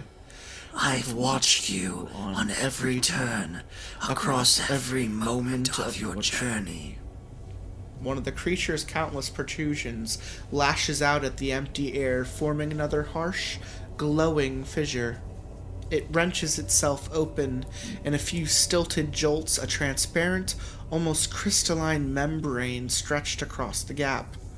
Through it, I can see myself, in the center of a cornfield, examining a block of C4 explosive. It's as if I'm staring into the past through a dragged shard of one-way glass. I've watched you questioning. Though we can't be seen through the aperture, I see the glass-like membrane shake with the force of the creature's voice. As the window collapses, I can see the rows of corn thrown into a frenzy. A second arc lashes out at the sky, forming a second aperture. This time I'm expecting the sight before me. I see myself, crying in the forest, a silent radio by my side. I've watched you struggle. The second window closes. The creature has made its point. I've watched you fight to make your way here. You will not turn around. You make it sound like I don't have a choice. You do have a choice, Alice, but you have already made it. Okay, so see what I mean about how... Now, me speaking about You me in talking real life. about you and how you think and how choice. he's talking. That statement kind of is pretty close. echoes what I kind of think. It's pretty close to what you just said. Yeah, That's I put that together. Very funny. It's interesting. It's a methodology of speaking. I just don't know what, with what finality it's called. It's absolutely a method of thought. As much as I've grown to detest the creature's presumption, in that moment I know it's right. What it's saying is true. I've done things I never would have imagined in order to get where I am now.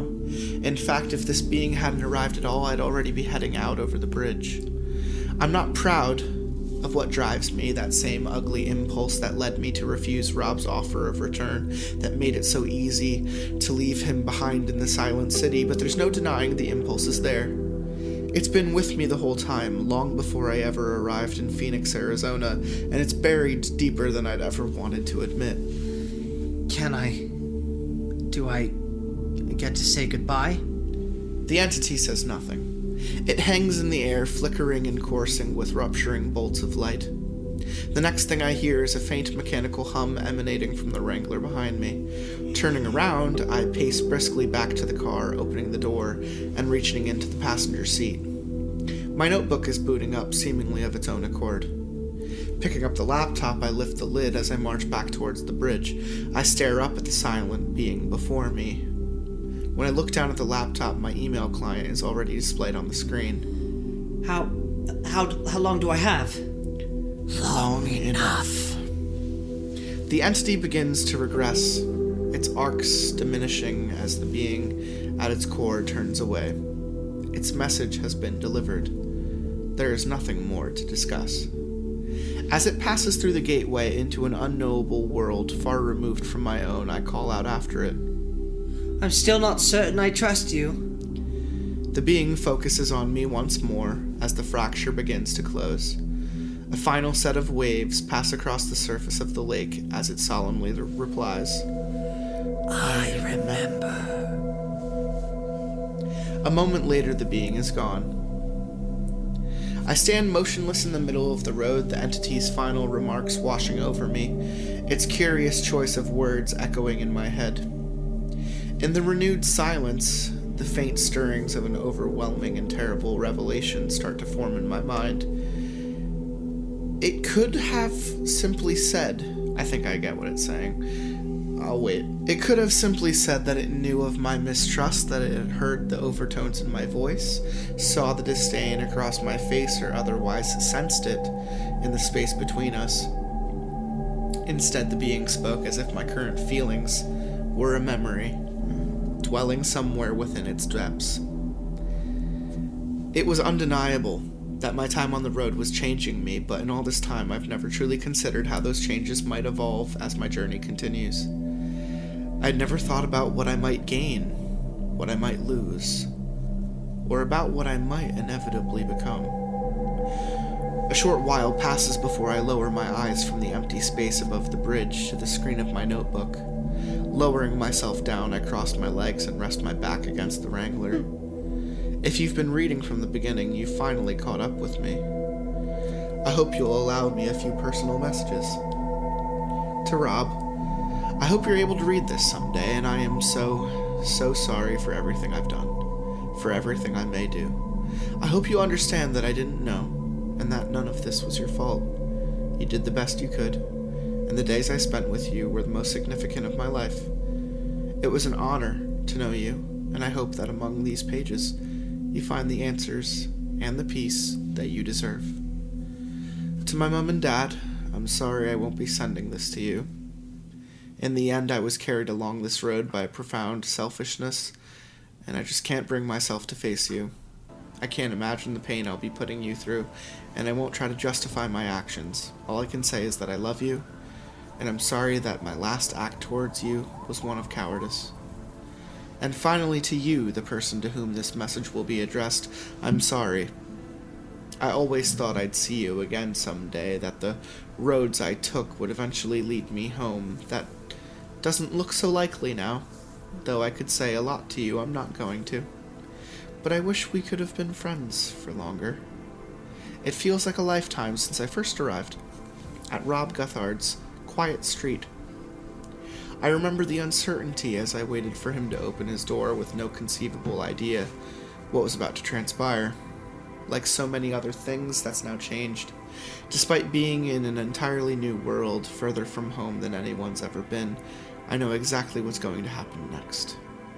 I'm going to take a drive, take a left, then the next possible road on the right, then the next possible left.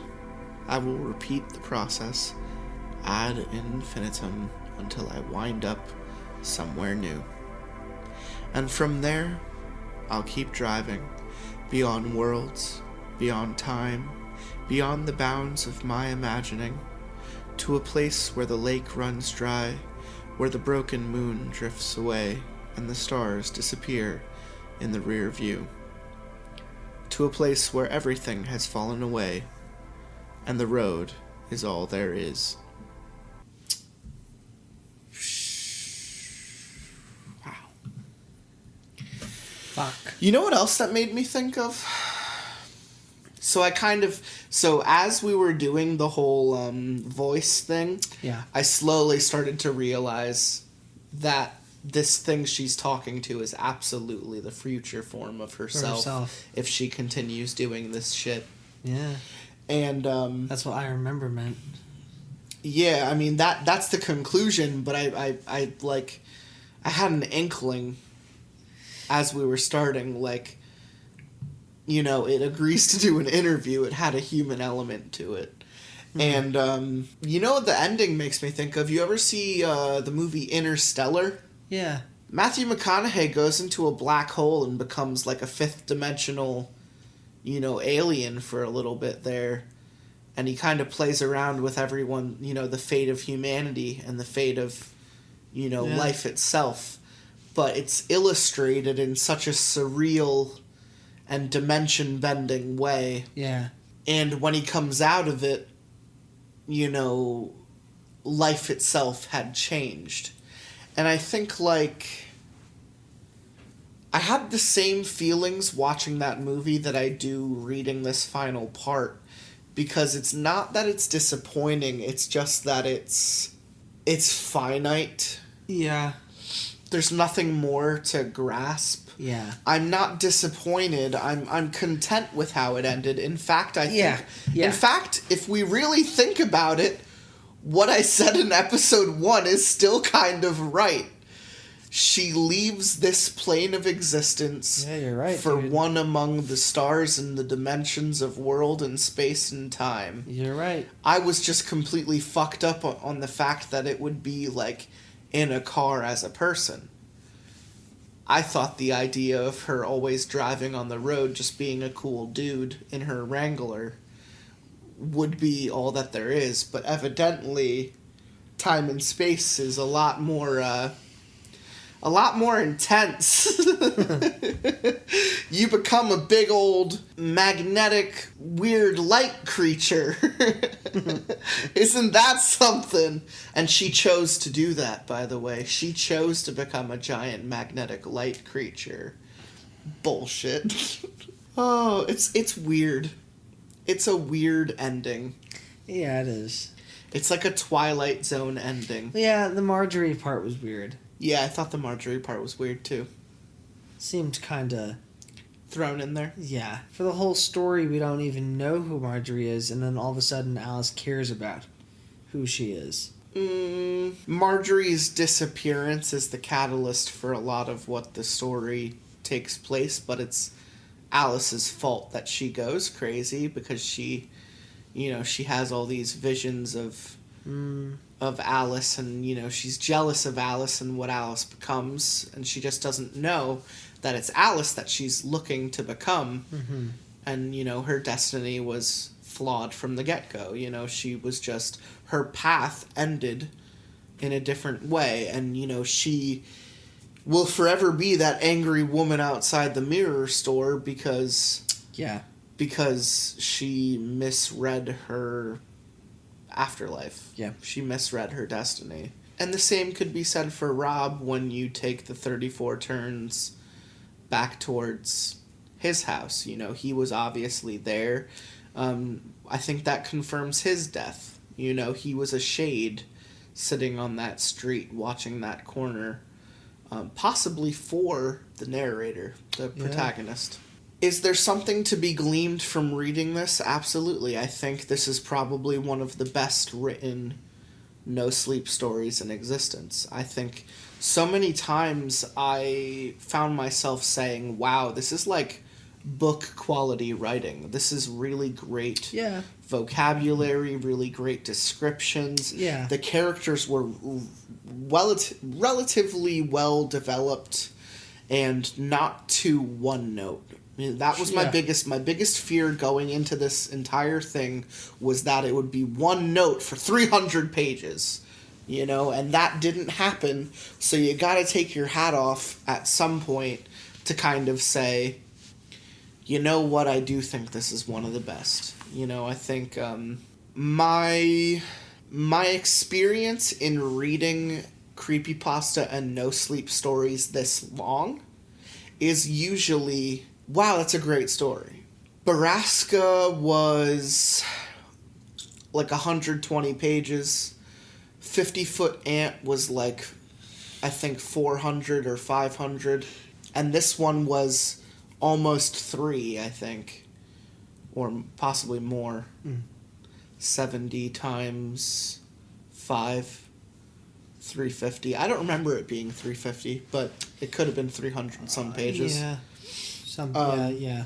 That being said, how do you feel about the ending? I appreciated its implications, and I personally appreciated where it went in the realm of philosophical debate and metaphysics. That is one thing we always kind of loved ever since the beginning about it, is how it makes you think. Yeah, it really does, about a lot of different things.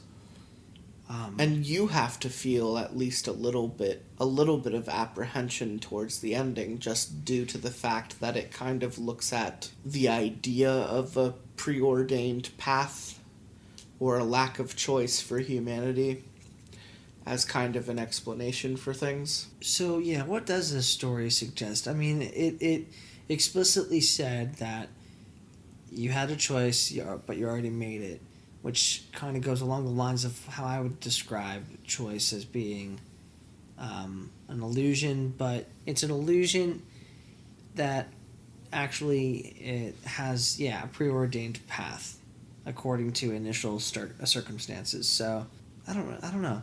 This story, it is actually, not more I think about it, the way this story brings up the idea of choice is, it's kind of nihilistic.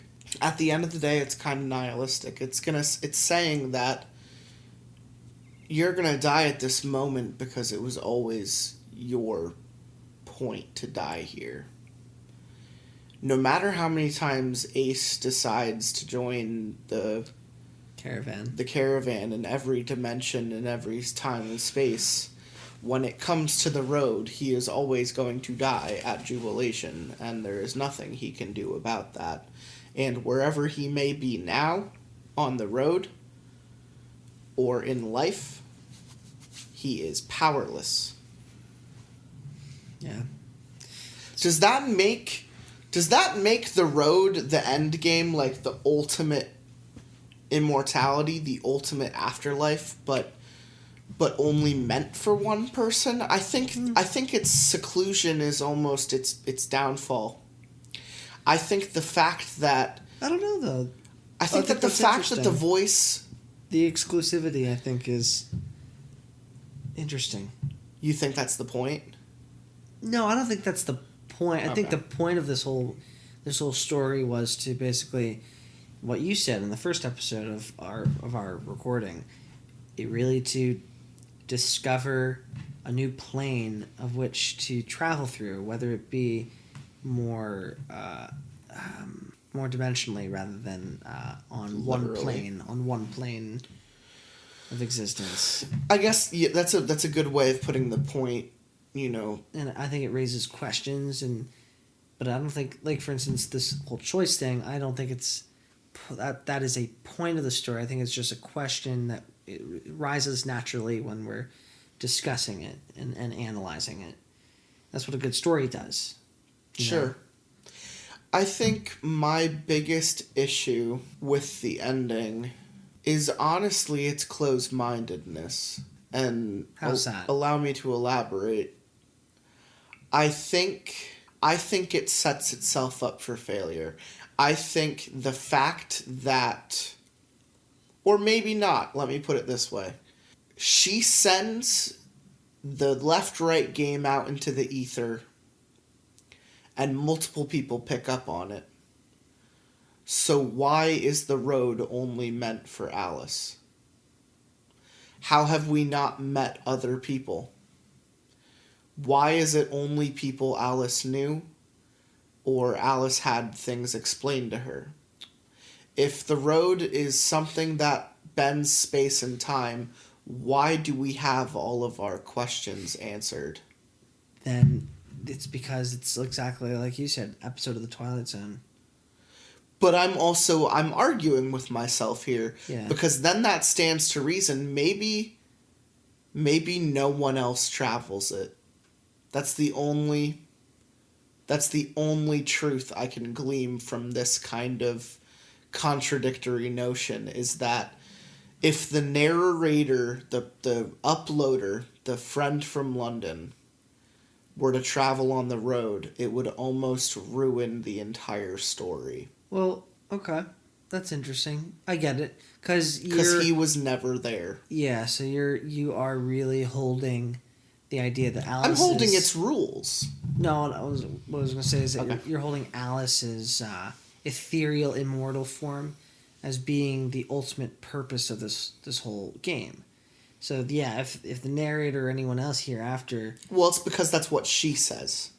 She says that the immortal being at the end of the road is the ultimate gain, choosing her afterlife. Her afterlife is not an afterlife, it's an eternity as a god being. I don't think that's very fair. So that's why I'm deconstructing it, is I wish the story, if there is one thing that I could, one nugget of truth or critical opinion that I can offer to the writer of this story that would have changed my entire feeling about the ending, is if the voice did not refer to itself as one person, but a vast collection of people across time and space.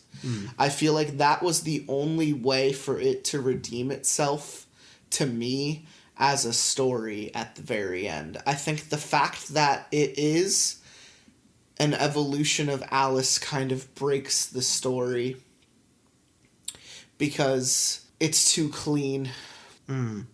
Okay. It is too hard for me to believe that after spreading the story and getting that conclusion and having it out there in the world, people read this. Yeah. We are in the universe of this story, and we just found out that there's an immortality and we can become giant light being things as long as we, stick to Alice's roadmap. Should we try it? It's funny. It's funny and completely illogical. Of course you're going to end somewhere new if you keep taking lefts and rights, because you'd be driving forever. You'd end up somewhere. So, it's always been the funniest thought about the entire story, is its kind of simple concept regaled as cosmic mysteriousness. What is it? It's the mystery box, as J.J. Abrams would put it. It's the mechanism for which cannot be explained, but therefore exists in order to tell the story and in order to exist within intrigue. Jeez, yeah. It is its own MacGuffin. It's interesting to think about, and I like that even a half hour after reading it, I'm still trying to wrap my head around it. Dude, and I wonder why... Borrasca haunted me for weeks after reading it. You know, I wished I hadn't. That's how I felt after Borrasca. After this, I'm just kind of like, huh. After this, I'm not wondering anymore why I have such bad anxiety in general. It's because I indulge myself too much in this kind of thought on a daily basis. On a daily basis. Driving myself insane. I need to be put into a coma. Driving? Oh, where are we going? Where are you going to end up? Oh, insanity. That's fine. I think that's jubilation. Do we, would you imply that any of our conspiracy theories came true? Well, I really Symbolism-wise? I still want to ride that theory about this being the underworld. The underworld, the river of sticks. I really do want to ride that. Maybe it's not directly, but it's got an influence. But so much of it is like wink, wink, nod, nod, nudge, nudge. Ferryman.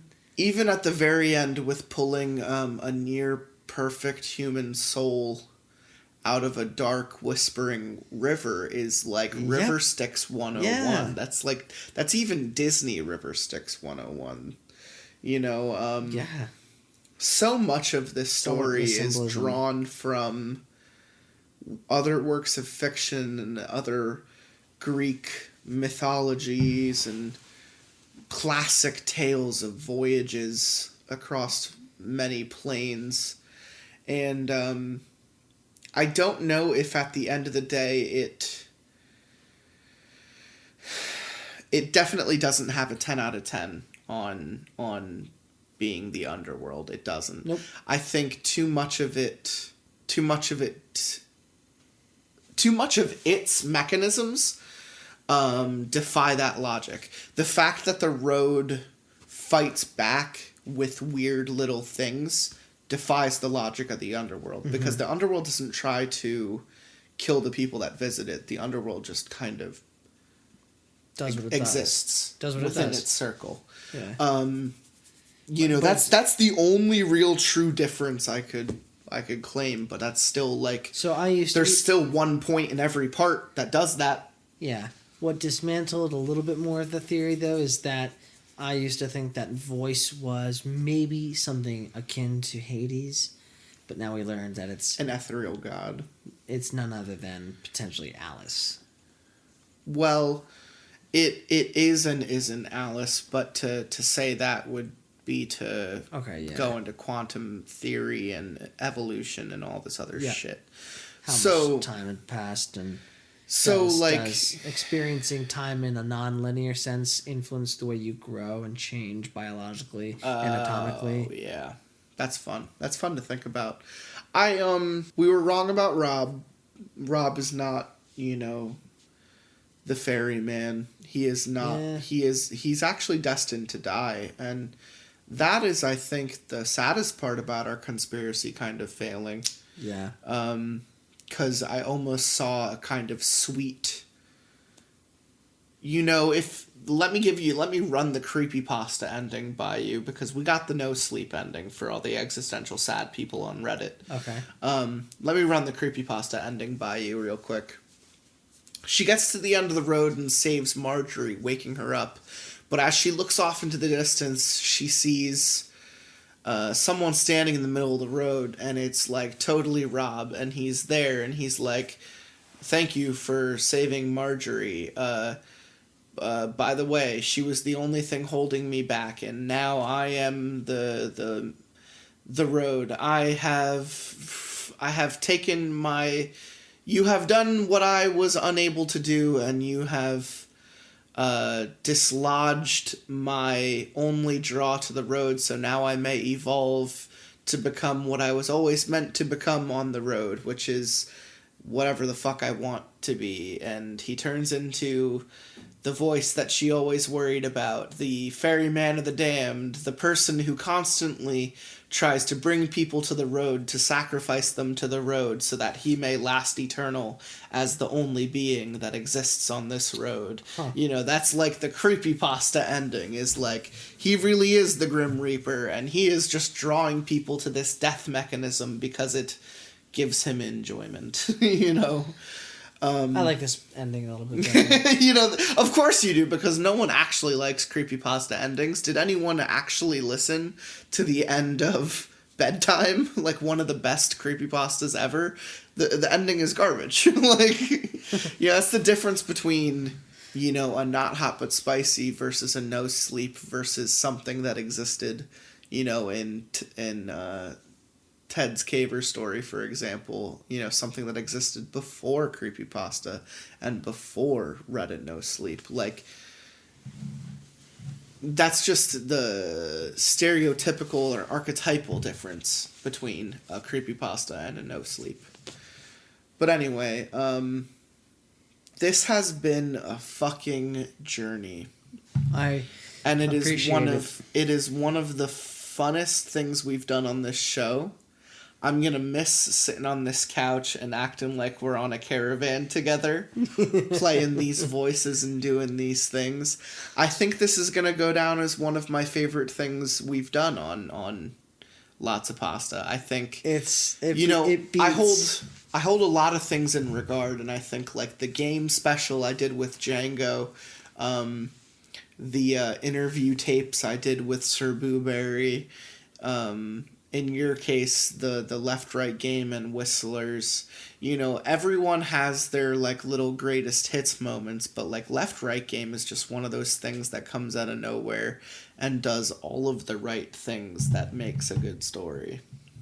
So if you were to pick one aspect of the story in its entirety, whether it be content or style, pick one little thing and say what was the best thing about it. The road. You like the road? I love the idea of the road. I've always been someone who likes driving. I used to commute long distances. There is something both mentally and physically exciting and equally exhausting about sitting in a car for a very long time trying to get somewhere new, both metaphorically and physically in your life. And a lot can happen in that little space. For some, their cars are their houses. For some, the road is an escape. For some, the road is a ventilation process, you know. For some, the road leads to new chapters in their lives. And I just always think of, you know, almost mockingly, I've made the paragraphs that describe every part of the left-right game on, like, iTunes, SoundCloud, and Mixcloud. Like, every paragraph begins with like a road song that I'm like singing in all caps as I'm writing it, and like, on the road again, just can't wait to get on the road again. And like the last one was moving right along in search of good times and good news, with good friends you can't lose, this could become a habit. I fucking love Muppets. So like this one is country road, take me home to the place I belong. Oh, it's perfect. So, you know, if there's one aspect that I'm going to remember and wish can be, I could just wish other stories can take a benefit off of, it's how this story romanticizes the idea of a road. Yeah. I can appreciate that. I like that answer. I've always thought about it. It's my one thing that, I think the game is a gimmick. I think what makes the story is the road. Okay. Gimmicks are very useful. Gimmicks tell good stories. Gimmicks have been some of the funniest foundations to some of the best things we've read on this show. That being said, you know, the meat of a story is still the meat of a story, and the bones of this one were the road. Mm-hmm. At the base of every good chapter was something interesting that happened on the road. What about you? If I had to pick one thing about this whole journey. Whether it be technical or logical. I always appreciate, you know me, the struggle between mortality and that idea of immortality, but Existentialism. I appreciated the existential aspect, the nihilist aspect that the story offered at least a little bit of, and diving into infinity. Infinity is a very, very interesting concept. It's you can't know what infinity is truly in the sense of the word, but you can have ideas of it. But it really does a nice job at tackling the idea of infinity and really, you know, it's a scary thing in itself. How daunting and vast and... It's the one reason I've always felt bad for vampires. Oh my gosh. In fiction. So let me ask you this question. It's an interesting question to ask on a show like this. If offered immortality, do you take it? At any cost. Here's why I wouldn't in this universe. Sure. The universe, this is going into some real theoretical physics right now. And also just deep emotional shit, however you feel about it. Well, so first I'll answer this real quick. The universe is expanding, and it's expanding at rates that don't really agree with natural laws of physics as we've ever understood. Yeah. So with this ever increasing expansion happening between literally atoms, it means essentially that particles will expand and matter won't be how we think of it in billions of years. Mm-hmm. So I don't understand how immortality... You existing as you are supposed to continue through that. Be physically able to happen. Yeah. And even, even a thought or mind or soul, I mean, I don't know if, I wouldn't take immortality. And that's mostly because I would be too afraid of existing in a time where that's happening, where it just, So, but like that idea of not having any of your friends or family or loved ones around and things constantly dying. Oh no, we as humans are accompanied by loss throughout our lives. It's not loss that stops me from not choosing immortality. What's it?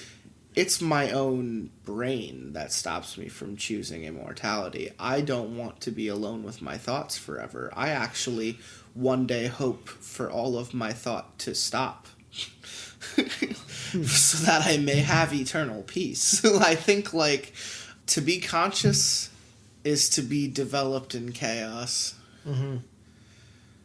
To live chaos, to be drenched in chaos. And I think when I am asleep, I am my happiest. That's why, to be honest with you, that's why I constantly play video games.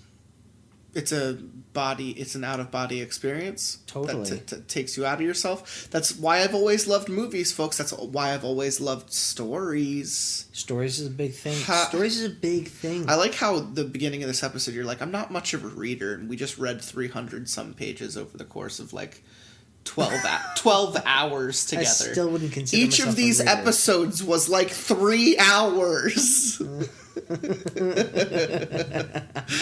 That's 15 hours of reading with a friend on a couch. I'm terrible. I have a few books started and very few finished. Very few. I devour good literature. I really do. I sound like I read a lot. That's all that matters. Just be a poser. Be a poser till the day you die. Yeah. So tips classes. Recently, I read a really interesting book written by an up and coming. Just say Bukowski. It was Robert Bukowski. You did that on purpose, right? It's Charles Bukowski. Yeah. You were either going to go Hemingway or Bukowski. I was only going to let you choose one of the two if you were going to begin your sentence like that. Tips glasses, so Hemingway. Anyway, you know who I think would really enjoy this story that I think you also enjoyed spending a little bit of time with? Tom Bombadil.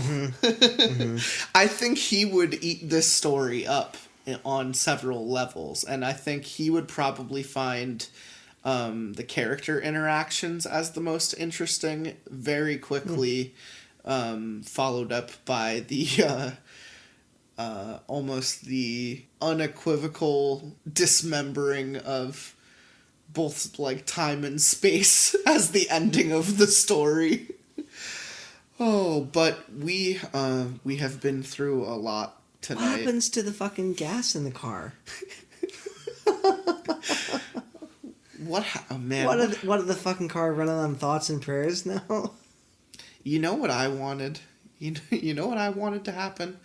I wanted a hot sex scene. I wanted the ending to literally just cut away to the ghost of Marjorie finding the concaved, crushed-in face of Bobby just walking along the road and trying to have a conversation with him. Can you? So wow, like, you know what? So like, I finally found you after all.